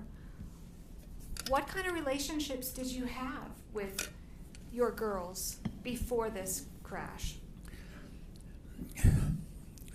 My goals are always angels. I'm their protector.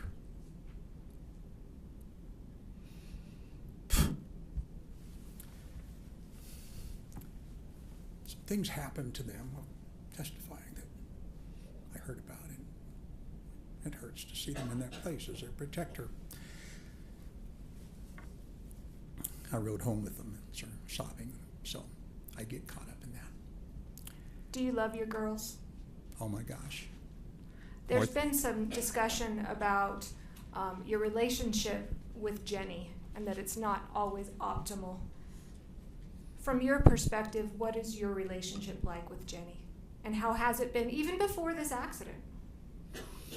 Yeah, Jenny and I probably don't communicate as well as I do with my other two daughters. Not probably, definitely we don't.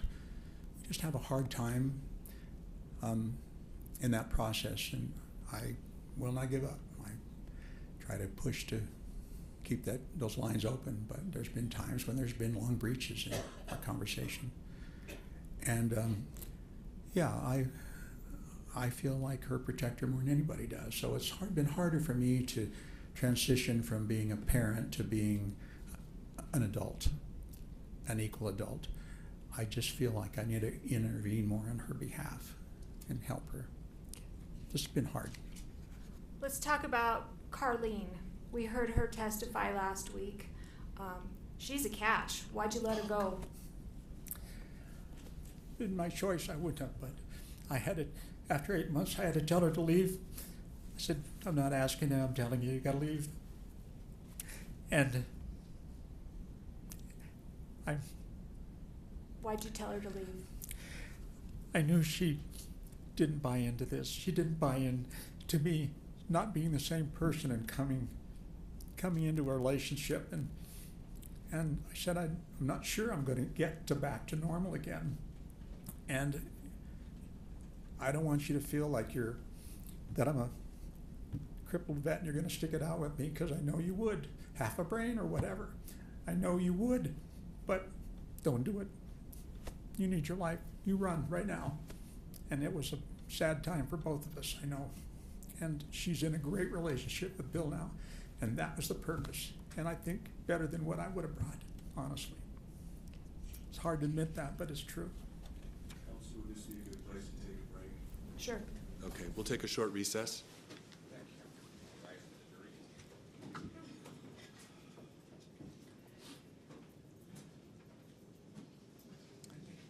Why don't you stand now, and then you're welcome to step down during the break.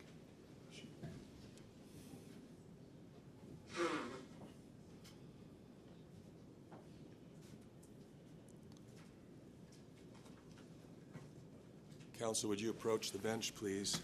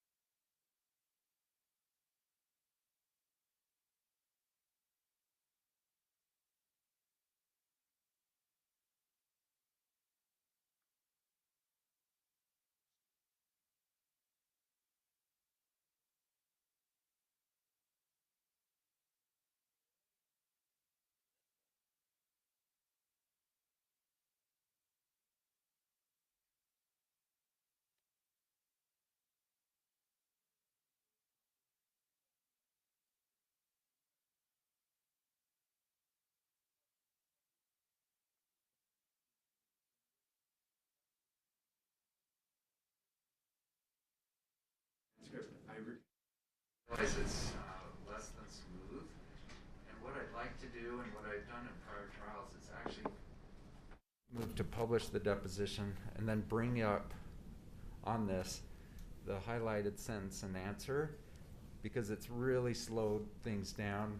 And from my deposition with Mr. Sanderson, I suspect there's going to be that kind of slowness too, and I'd rather just bring it up.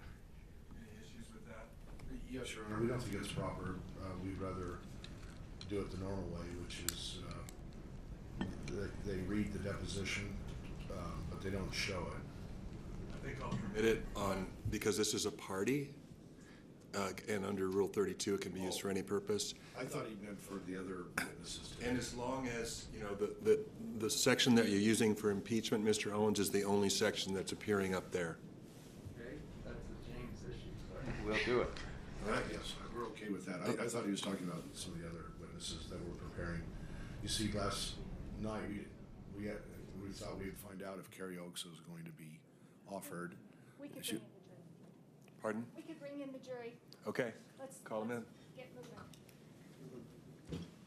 I've committed to get this done quickly. Yes, you did. Your Honor, we have copies, the hard copies of the depositions. There were actually, it was 3 sittings, and can we go put them up there, Yes. 1, 2, 3, and give you a copy? Yes. You mind? This is Peter. Yes.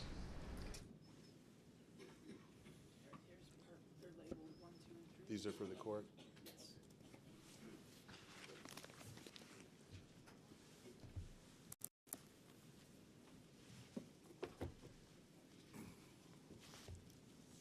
If you're putting it up on the screen, I mean, for the witness, they may not need to actually go into this.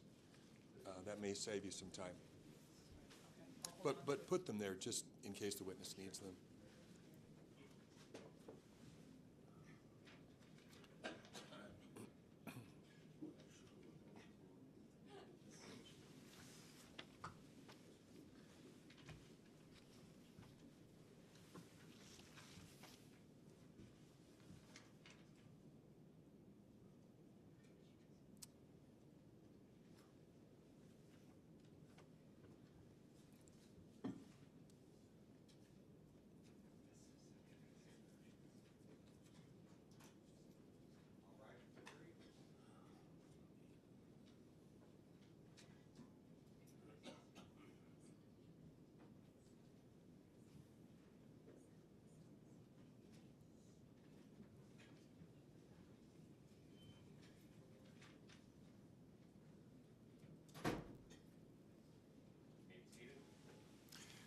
Ms. Van Orman? Yes, thank you.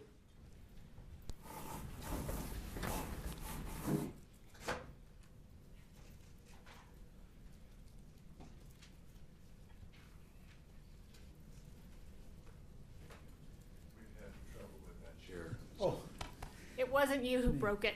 I've got one side higher than the other, but That's what it does. I don't. oh, okay. That's for the lean inside. But everything else functions well on it. Okay, good. Oh. Yeah, okay.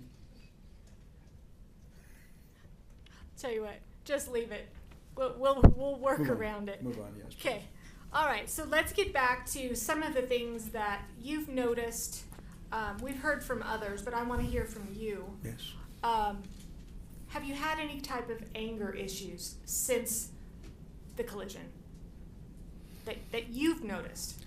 There's no question I have a much wider range of, temperament than I had before, much wider. What about your social life? Do you, before the ski accident, what kind of things did you do? You know, I look back in the last couple of years, in fact, I did that, and I just realized I was in the groove of my life at that stage. I had a lady in my life that I dearly loved, and we just did everything together and spent, I believe it was 2 years together, and had cleaned up our lives and physically great shape. Both of us like to hike and walk and travel, and really were enjoying our lives. And we spent some time in St. George, where she's located, and I spent some time here. It was wonderful. We cleaned up the businesses of homes and combining homes and parents' homes, and we had, she, as I hope everybody noticed, she is an amazing woman, and so I had a great deal of connection with her. And so, since the ski accident, Yes. do you still go and do fun things and have that zest for life? I've been self-imposed 90% staying in the house. A recluse, self-imposed recluse. Just not feeling as fun, not feeling as engaged in other things, just don't have that same spark I had, and don't feel the same about when I go to places. You still travel though. You know, I have traveled because... What? Let's talk about travel for a minute. Yes. Before the ski collision, did you do a lot of travel? A lot of travel. It happened to be something that Carlene liked to do, and so we traveled a lot. Went on the only cruise that I was ever on before the crash, and yes, we had more plans. Did you ever travel alone before the ski accident? I did travel alone in a few places, yes. Okay. What about since the ski collision? Have you still traveled? I have traveled, and as part of the problem, I'm just easily confused about things. So I usually request having somebody else along. Also because of this funny aberrant foot thing, wanting to go its own way, I don't feel as safe. And then also, things would happen, like I put the wrong name, I get their name spelled wrong, and important flight tickets, and the birth date, which I should know. So it was difficult, and I really wanted someone to go with me. I didn't feel as secure in traveling alone. Have you traveled alone since the ski accident? I have not. I had one time when a friend, one friend, there's actually two, but I had one friend when we had planned a trip to Europe, a physician's assistant and my yoga instructor, and she decided right before the trip, Terry, I don't like you anymore. I don't know what's different. You're a different person. I don't like you anymore. And canceled her. How'd that make you feel? It was like, oh my gosh, I'd known her as long, and one other one as well, as long as I've lived here. Almost 5 years, I'm guessing, at that time. And it's like personality, like that's something that develops from the time you're a child. What do you do about a personality issue? Something's changed. I don't know, more aggressive. And you know what? That lady will not answer her phone or texts. And I have... Well, we're not going to say her name on this being broadcast. So we're not going to She's a lovely lady. Yes, she is. Have your other friendships been affected as well? Yes. Another lady that I knew for quite some time, a sweetheart also of a woman, we just got off kilter a little bit. Well, after I told Carlene she had to run, it was a few weeks later, I couldn't realize how lonely I was. Yes, I should have taken more time to absorb that, but I was so lonely because we were together all the time. So I reached out to her, and we spent a couple of activities together, and I couldn't believe the words that came out of her mouth. She said, Terry. This is hearsay, Your Honor. It is hearsay, so you can't testify as to what she said. But how did it make you feel? Well, it made me feel like, what's wrong with me, and how do I fix my personality? How do I fix it? I'm a different person. It's a pretty complex issue. And I lose self-confidence. The person I am, I'm going, what happened? Terry, are you trying to improve yourself? I've been in denial. I've been in denial about my issue. I refuse to believe I have brain issues. I've just done everything I can. I knew I had a critical window to to restore stuff, and I did everything I was told and everything I could find out about trying to get those neurons reconfigured in a good way, and I haven't found it's helped, so I'm still in denial. I keep thinking there's got to be something. Are you trying to improve yourself? Yes, I don't want to have brain issues. I'm trying to prove I don't have it. Everything I do, I'm trying to prove I don't have that wrong with me. All right. There's been a lot of discussions about how Terry was before this ski collision. And could you put up Defense Exhibit 23, please? And I'm actually going to move for the admission of the entire Defense Exhibit 23. I'm assuming there's no objection.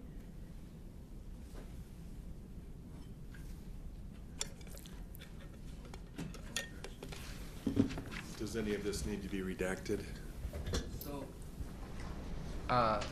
let me just state that my understanding was that Ms. Van Orman was going to be done at 11, and then it changed. Right now, she's moving for Defense Exhibit 23. Any objection? No. Okay, so it's received. As to the redaction concern, I do believe at least some parts of it maybe need that, but it looks like we're not showing those. Are you showing his address, for instance? Well, at the bottom of that, do you have that exhibit in front of you? I think I do, yes. Yes, I think I do. All right.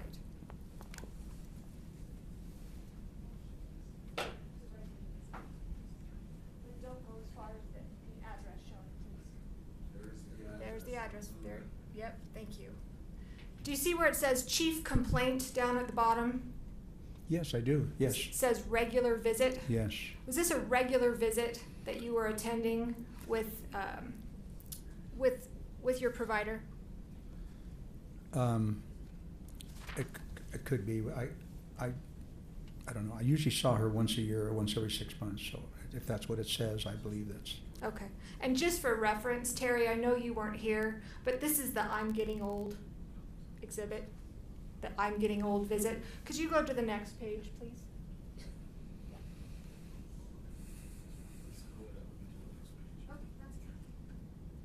Is this Defense 23 or? Defense 23. All of Defense 23. I have nothing in front of me now. It's coming. Don't worry. Oh. All right, so this is the second page of that exhibit. Talks about 69-year-old male with HTN, HLD. We're not going to go through all of those things, okay? Yeah. Thank you. Just got over a URI. Do you know what a URI is? I do. What is it? Upper respiratory infection. Okay. So you just got over that yesterday, you think, at least according to this record. No cough, just runny nose, and upper respiratory symptoms. This is going to be his test for the cough, had not had a persistent cough, etc. Weight gain, thinks eating out too much. Were you eating out too much? Yes. Carlene and I chose to eat out instead of cook. Okay. And not getting enough exercise. Yes. Thinks you've gotten old all of a sudden. Terry, what does that mean? Did you tell your doctor that?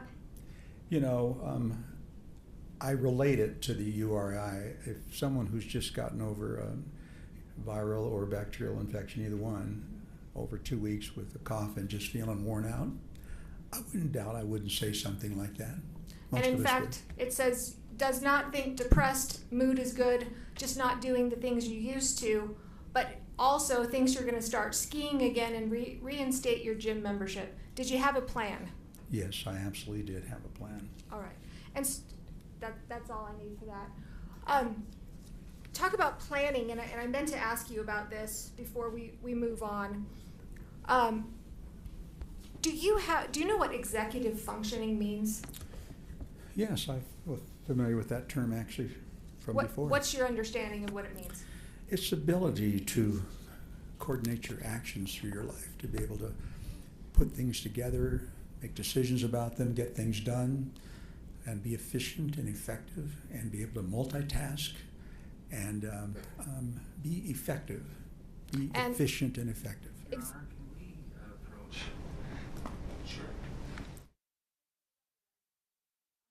move along.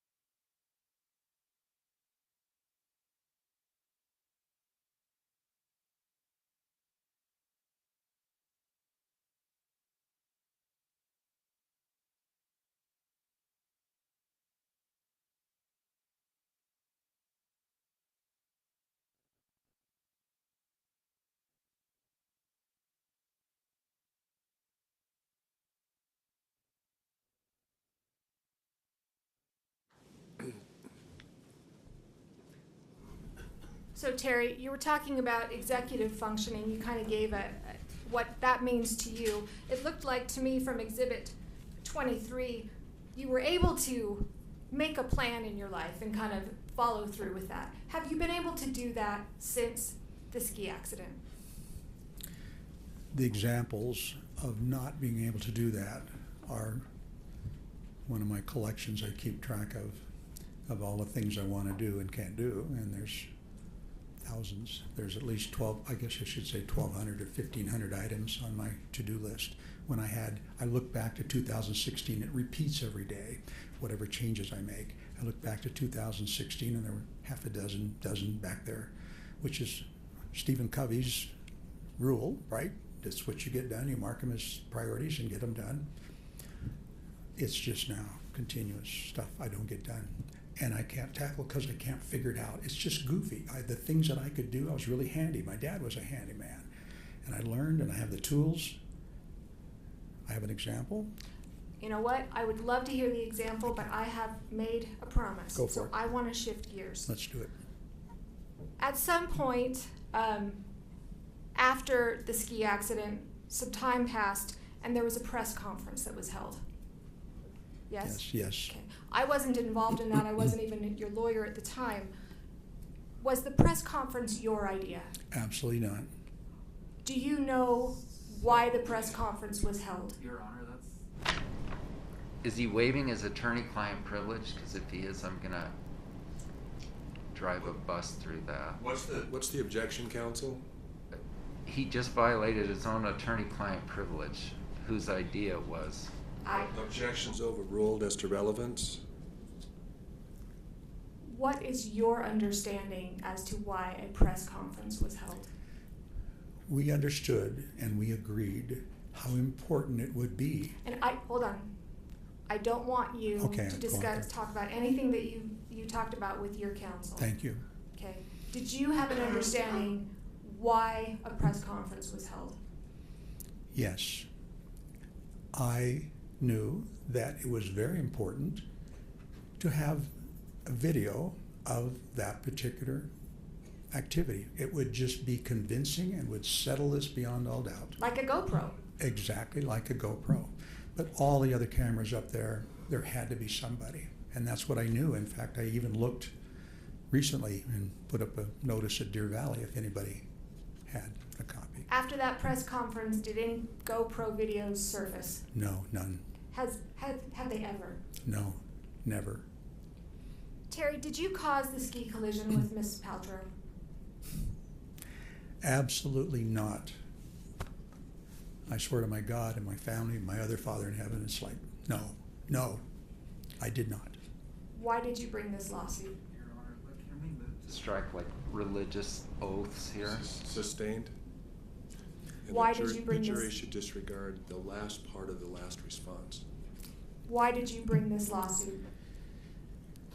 You know, I realized after a period of time that no one believed how serious my injuries were. Just because I wasn't out and interacting continuously didn't mean there was something getting wrong with me. I really, really wanted an opportunity. I knew there was damages, and then there was lots of insults added to that singular incident. Lots of insults along the way, dozen of other times where everything went contrary to my value system. And I just went, you know what? My daddy would say, if you got the truth, you bring the truth, don't let anybody back you down. And that's what I felt I needed to do, and I'm here to prove that truth, with facts. That's all I have. Thank you. Thank you, Ms. Van Orman. Mr. Owens? So I caught a cold, so I'm kind of keeping my distance from people. Let's see, where's that little microphone that moves? Just on the table there. Oh, there it is, thank you.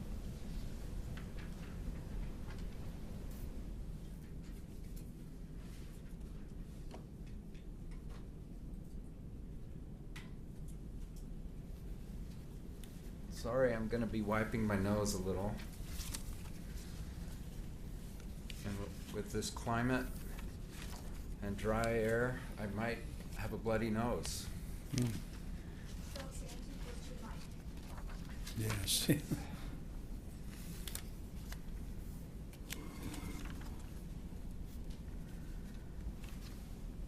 All right, let's talk about a few things.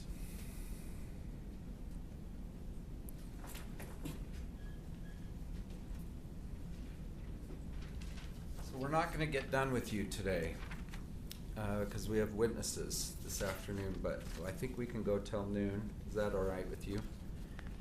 Yes, sure. Whatever you like.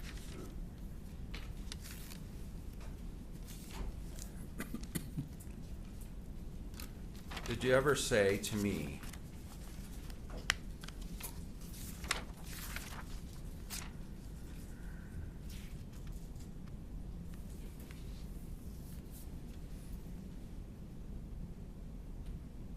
I wrote, I'm famous because it's cool that I had a collision with a celebrity. Was that your thinking at the time? And you said yes. Do you deny it?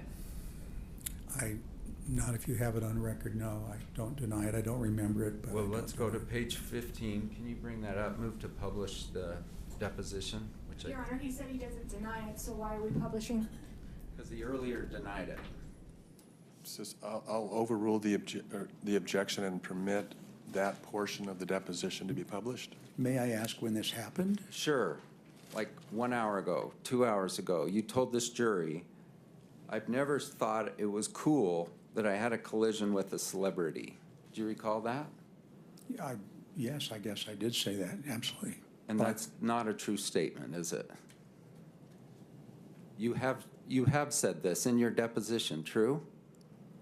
Honestly, I don't ever remember saying it. Bring it up whenever you but can. I don't doubt you. I misspeak a lot. Okay, this is page 15, line 5 through 8.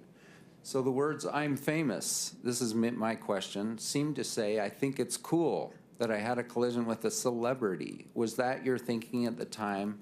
And your answer was yes, I guess, yes. Now let's go to your weight. You testified today that you were 163 and 5'5", true? Yes, I did. And do you agree that at your deposition you told me you were 175 to 180 and 5'8"? Yes or no? Yes or no? Qualified, yes. No, I don't want to qualify. I can't Did you answer tell it. me that? It's Like gotta I be said, how much do you weigh? And you said 175/80. How much did you weigh? And then you said 5'8". How high are you? How tall are you? 3 inches different, right? I just found that out. I didn't realize. I've had Sir, people telling me that. You honestly. told this jury that at the time of the accident you were 163 and 5'5". Did you not, like 2 hours ago? I did, yes. Yes. But you told me in your deposition years ago that you were 170 to 180 and 5'8". true? How many years ago did we do this? 3 years ago. I've lost a lot of weight. I'm down to my usual weight. You know we're interested not now in your weight today. We're interested in your weight on the day. Thank you. I knew where that was Do you going. agree you were 5'8"? Yes. Have you shrunk 3 inches? I couldn't believe it either. I wanted to argue because I think I'm 5'8" yet. You do have degenerative back disease, and those discs are getting squeezed. Is that why? I have to say yes. I've always been 5'8" and a half, and I knew I shrunk a half an inch, but 3, wow. Mr. Sanderson, we're trying, in council, let's not speak on top of one another so that we have a clear, clean record. You're right. Yes, Your Honor. When we talked about you being unconscious, and do you agree that someone who's unconscious doesn't have a stopwatch to figure out how long they were actually unconscious? I agree. That's true. Everything you've learned was from Craig after the collision. No. Yeah, that's over vague, and I'll withdraw it because I agree that's Not overbroad. everything. It's not everything. Sorry. Right. As far as level of length of unconsciousness, do you agree that you weren't stopwatching yourself? I have no idea. Yeah. And yet you did tell people it varied over time. First a few seconds, then 5 minutes, then 10 minutes. You did that, right? Do you disagree? Yes, it did vary. And why did you do that? Why would you say, I don't know, then it's a few seconds, then it's 5 minutes, and then you told your psychiatrist at the VA it was up to 10 minutes long? Why did you change? I had no idea, and I was searching. I really had no idea, and I was trying to answer. I sometimes make that mistake at guessing, but I really didn't know. And it was to try to get the attention of the doctor. Do you remember telling me that? I don't. I don't know how to. Let's find it.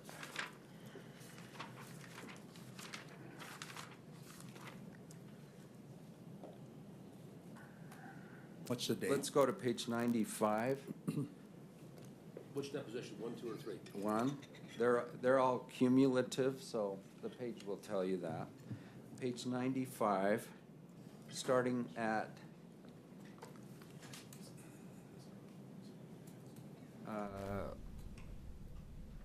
line 7. When you first tell your healthcare providers a few seconds, and then later it turned into 5 minutes, and then later it turned into 10 minutes, do you know that you gave varying answers to people? And then whenever you can pull it up, page 95. Yes. The witness says, and then can we go to the middle paragraph? Yes, I do. And that was referencing the fact I personally did not know. I was not a witness to how long I was unconscious. And so somebody told me it was 2 seconds, and somebody said it was 10 seconds, 10 minutes. And so I didn't know. It was hard for me to say. And then, next paragraph, it depends on my visit. If I want to make a deal out of it, and that was the reason for my visit, then I might say for 10 minutes. I might pick the worst. That's kind of how we are. We go to the doctor's attention. We go to get the doctor's attention about a specific thing. And it wasn't at that point how long I was unconscious was not a point of relevance for me. That's your testimony, correct? I'm even confused by those statements, so. Yes or no? Yes, it is. By the way, when we took your deposition, there's a lot of formality to it. Too, you're placed under oath just like the one you were put on today. Yeah. And your counsel's present, and you were able to talk to them before. Yes. And I think I had, what, Yes. 11 hours or so of deposition? I can't really hear you, sir, but my question is, you had your advice of your counsel there. Yes. And I asked at the beginning of the deposition, is there any reason why you can't give me your best testimony today? And you said no, correct? Yes. And I even told you, I think, that if you testified differently at your deposition than you would in front of this jury, I would call it to their attention. Do you recall this? Yes.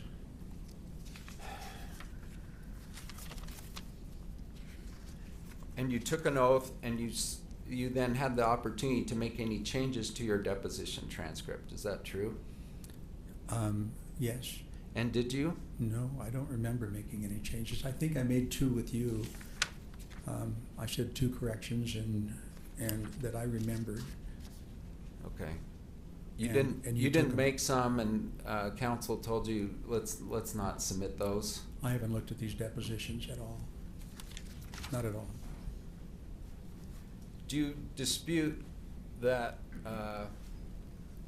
Well, I heard you call Eric Christensen, a Deer Valley instructor for 40 years, a bully. Did you say that? I did say that, yes. And that he was yelling at your face. Yes. I figured out. I And didn't we'll- actually know that until. And we'll meet we'll meet him at 1 o'clock. Deer Valley's known, or at least puts itself out there, doesn't it, as like the most customer friendly they could possibly be. Do you agree? I agree.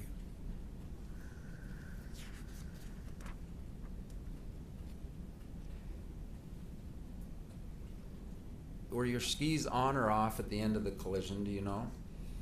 Absolutely, they were on. Okay. Absolutely. So you do remember some things after. Yes. Okay. And Craig, by the way, you said you weren't here for your daughters, but you haven't been here for several statements, right? Several, yes. It was more than just like, I don't want to make my daughters uncomfortable. You haven't been here for many. I didn't. Yeah. And Sam Goldstein said part of the reason is you don't take criticism well. Do you agree with that statement? I always want to be a better person, and I even tell my kids, if I'm doing something wrong, tell me. I want to be better. All right. So do you agree or disagree with this statement? Mr. Sanderson does not take criticism well. Hard for me to measure that. I've not been around other humans as much as I have been in the past. So it's hard for me to measure that. Honestly, I don't.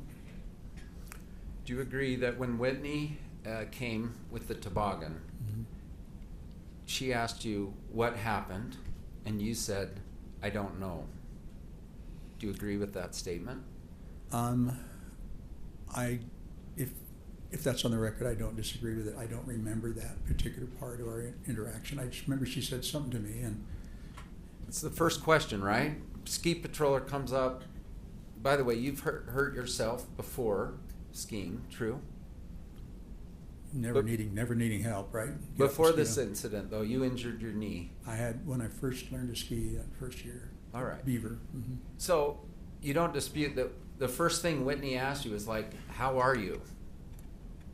And what happened? Do you agree those are like the first 2 questions? I have no recollection of those questions. I don't. I would think she would reach out to me, but I don't. Did you ever complain to Deer Valley about Eric Christensen, like I was treated like a bully? I had a lot of time to think about it. Yes or no? I don't know if I did. I think when I contacted Deer Valley, I was just after I wanted to find out who hit me, and I wanted a copy of the records, and I didn't bring it up. Yeah, you never once wrote to Deer Valley like, hey, your ski instructor is a total SOB to me. He treated me poorly. That's correct. I didn't bring it up because I did not want to cause some anger from them. I wanted to copy and find out who hit me. But 7 years later, you're here saying he was terrible to me, just terrible. Craig Ramon said words to the effect that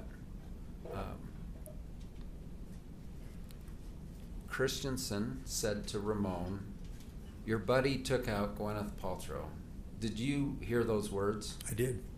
You personally heard them with your... So now I want to be clear because I'm not trying to confuse you. Did you hear them when you were on the ski slope? Okay. And Ramon did not do anything to try to set the record straight at that point. Do you know anything about that? About who hit me? Correct. When we got down into the At that medical point care. was Yeah. my question. Yeah. On the mountain. Yeah, on the mountain, but in the shed. I was. Okay. You said your skis were on after the collision. Do you recall your head being downhill or uphill? Absolutely downhill. I was going down, and absolutely. So several witnesses say the opposite, and you It's not true. disagree? I disagree absolutely because I couldn't get up. And where was Gwyneth's head? Gwyneth's head when she came to arrest? Head down, head up. I have no idea. As far as I know, she didn't exist. Because you didn't see anything. I was out. I had no idea. Everything else is what I heard. Did you tell Eric Christensen, according to his report, that she appeared right in front of me? Yes or no? No. No. So he just made Never. that up? Must have. Deer because Valley just falsified a record. Is that your opinion? I never would have said that. I knew where it came from. You know you sued Deer Valley in this claim, true? Yes, yes. Objection, Your Honor, relevance? Sustained. And we're not dealing with any of that today. True? We're not dealing with this. Objection, relevance, move to strike. Sustained. The question is stricken and the jury should disregard. So, Your Honor, I just want to be able to ask if you're willing, is you're not suing Deer Valley today? Your Honor, objection, third objection now, move to strike again. Sustained, stricken, Okay. disregard, please.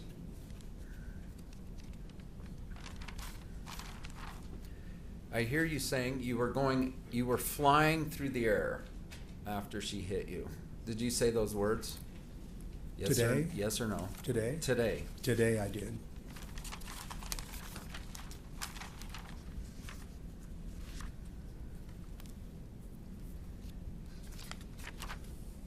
With regard to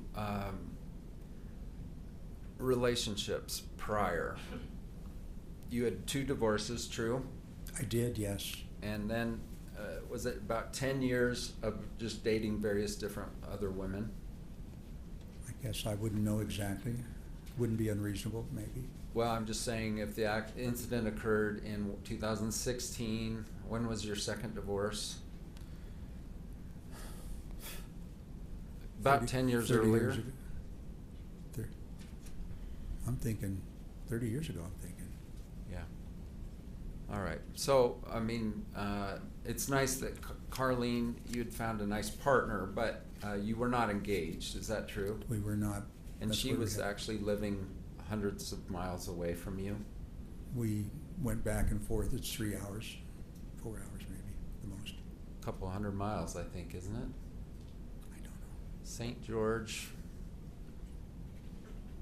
We'll move on. Thank you.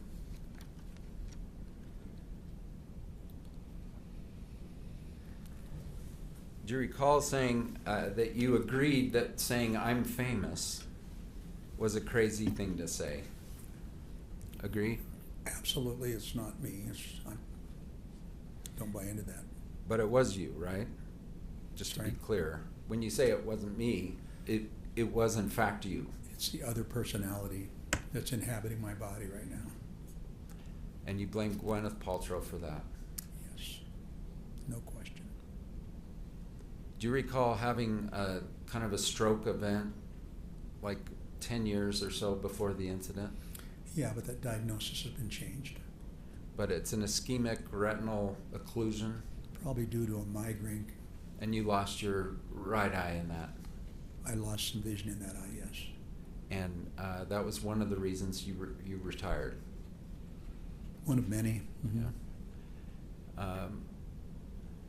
In terms of your anger, do you agree you sought therapy for anger management about 10 years ago? I don't. Or 15 years ago? I guess 06, about the time of your second divorce. Because if you deny it, we're going to pull it up. I don't remember that purpose, but yes, okay. Was I seeing a shrink or?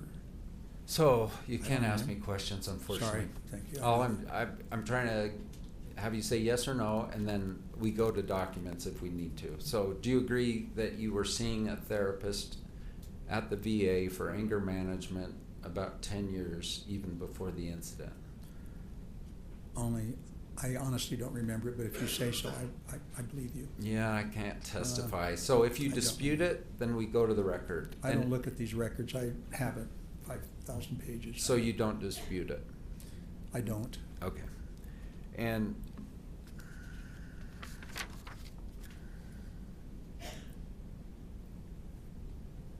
did you tell Shay that there was a GoPro recording?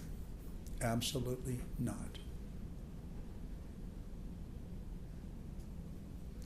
Do you recall at the exact time of this event, going down the hill, you were sort of crossing over to the right? Does that sound accurate? No. You were always on the right? Yes. Okay, Christensen is going to testify this afternoon, so we'll talk about that. And do you agree in the 5 seconds or so before the collision, there was a female skier, kind of beginner-ish, on your left? Yes. And do you agree that you actually tilted your head to the left to sort of confirm that you weren't going to hit her, that she would be okay? After the accident? 5 seconds before the accident. Before, no. Did you so testify ever? I saw her. I don't know. What So- I remember is I always saw her. She was a little uncomfortable, and I gave her a little more room. Just kind of what you do. And did Passing you, on your right. And did you turn because of your right eye is blind? No. Did you turn toward her? No reason to. Look, you did not. No. Okay, we'll pull that up in Please. probably at our next visit.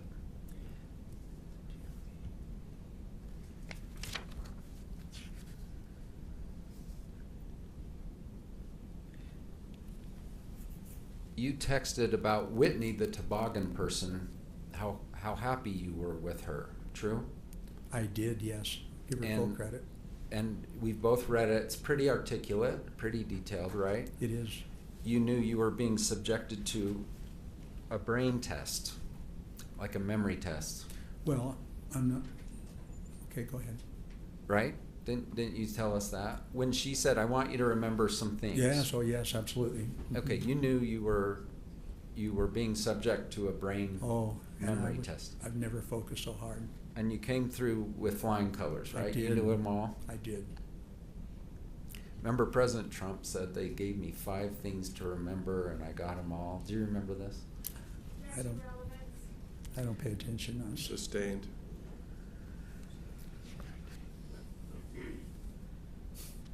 You called her a sweetheart and that she entertained you. And that was all really within a half hour of the incident?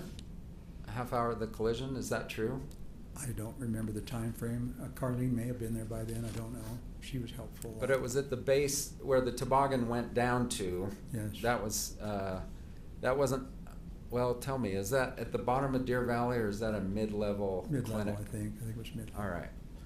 And I is there a picture of you two in a wheelchair smiling? Do you remember that picture? I haven't seen it. Ever? I don't remember seeing it, no.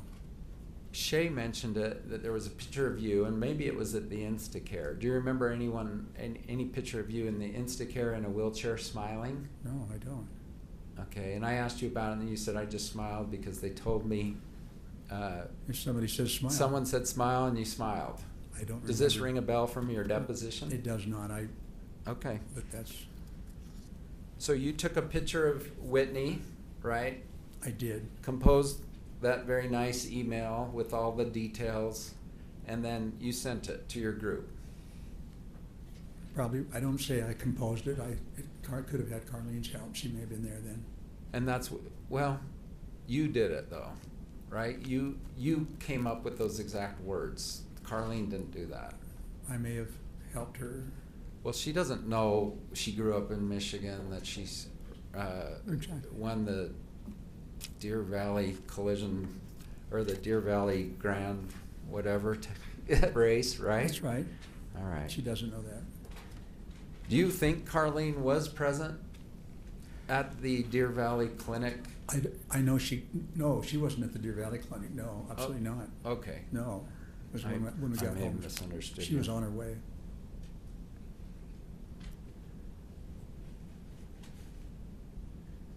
Do you remember Carlene didn't buy into this? Was that your quotes in terms of your, did you say those words just like an hour or two ago? Carlene didn't buy into what, Mr. Owens? Do you remember saying those words? She wasn't buying into this? What was the question? It was why your relationship with her deteriorated after the collision. I misspoke. I absolutely. Okay. I'm not sure I understand the. Okay. To be clear on that issue, and I realize I'm jumping around, but I'm keeping an eye on the clock. Did you, with regard to Carlene, it sounds like you shut it down. You shut the relationship down. Is that true? I made a very strong statement that she was going to be better off without me, yes. And you told her that? Yes. So Carlene was here a couple days ago and said, he never told me. Did you tell her? I had no idea why. I told her what I said. What I thought I said was, Carlene, you got to run. I don't want you stuck with me. And I know you would stay by me. I know she would. So then you started calling your daughters, it sounds like, even before the I'm famous thing. Is that true? I don't remember that, honestly. Shay said she took a call from you about 6 something. Okay. So about 6 hours later. Okay. Have you ever read her depositions? No. By the way, or Jenny's? No. I told him I wouldn't. Okay. And they had even expressed like, hey Dad, we're kind of concerned because we got to talk about you and how you were growing up and things, and we're kind of concerned that it will hurt your feelings. Do you recall this? I didn't know why, but I don't remember them telling me that. I decided that before.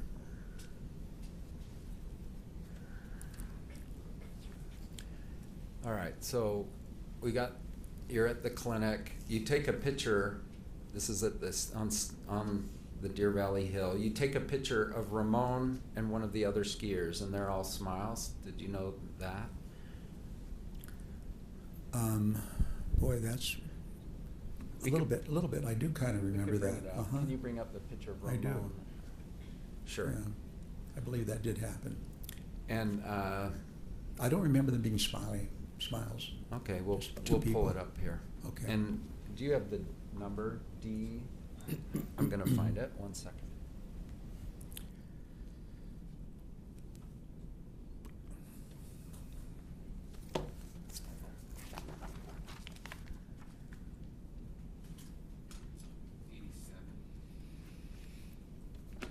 D87 moved to admit. I think it was. If not, he'll get. Go ahead. D87 received? Do you remember, and I can give you a hard binder if you want. It looks like the monitor's working. Do you recognize that you took this picture? I recognize the picture, and I probably did take it. All right. Smile, you know.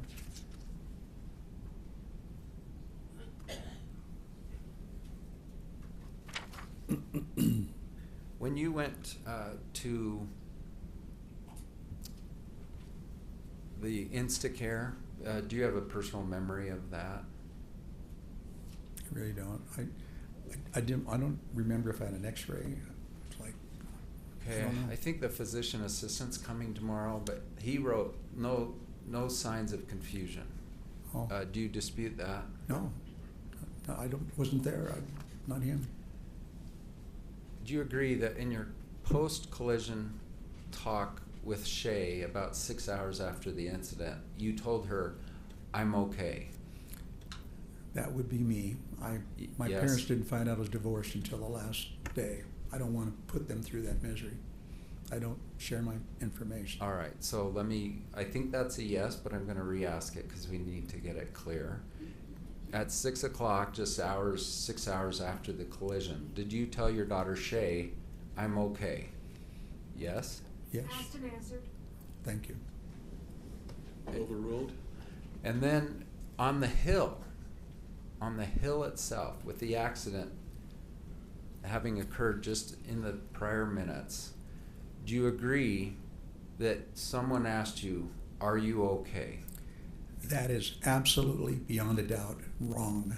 No one spoke to me when I was needing help. No one stopped. No one.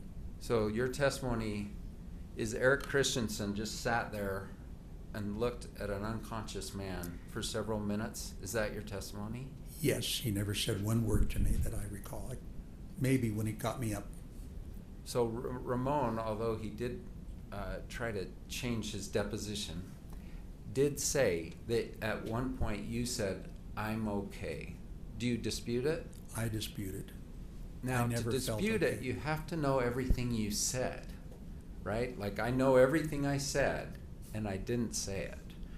Are you saying you have a perfect memory of what you said on that hill just after the collision? Yes or no? I knew. That's an argumentative. That's not argumentative. Overruled? Yes or no? Say yes or no, please. Question again, please. Yes. Do you agree that you do not have a perfect memory of what you told others after in the 1, 2 minutes, 3 minutes after the collision? Or do you have a perfect memory? Well, that word is so ultimate, perfect. Right. No, an answer would be no, it's not perfect. Okay. So it's possible you said, for instance, Eric Christensen is going to testify, first witness this afternoon, that you told him, I'm okay. Do you dispute it? I dispute it. I Okay. never felt safe and like anybody was there to help me. And then I would not have said it. He's about to testify that not only he was there, but a ski patroller duo came over. One of them came over and said, do you guys need any help, or words to that effect? And that you consulted with Ramon and then said no. Do you dispute it? I absolutely would have said no. I never said safe. So I don't want to say what I would have said. I want to know if you remember. Do you remember that? No, you, okay. I don't remember. In being fact, asked. you don't even remember that ski patrollers came by. True? No, I do not remember that. Yeah. Ever.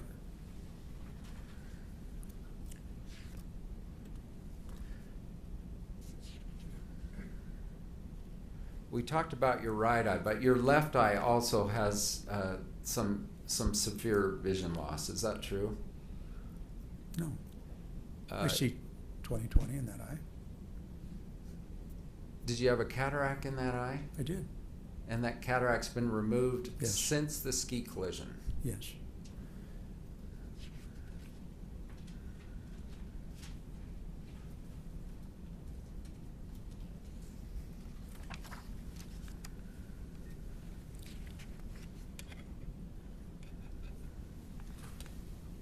There's a report on February 4, 2015, that his vision in his left eye is decreasing, blind in right eye.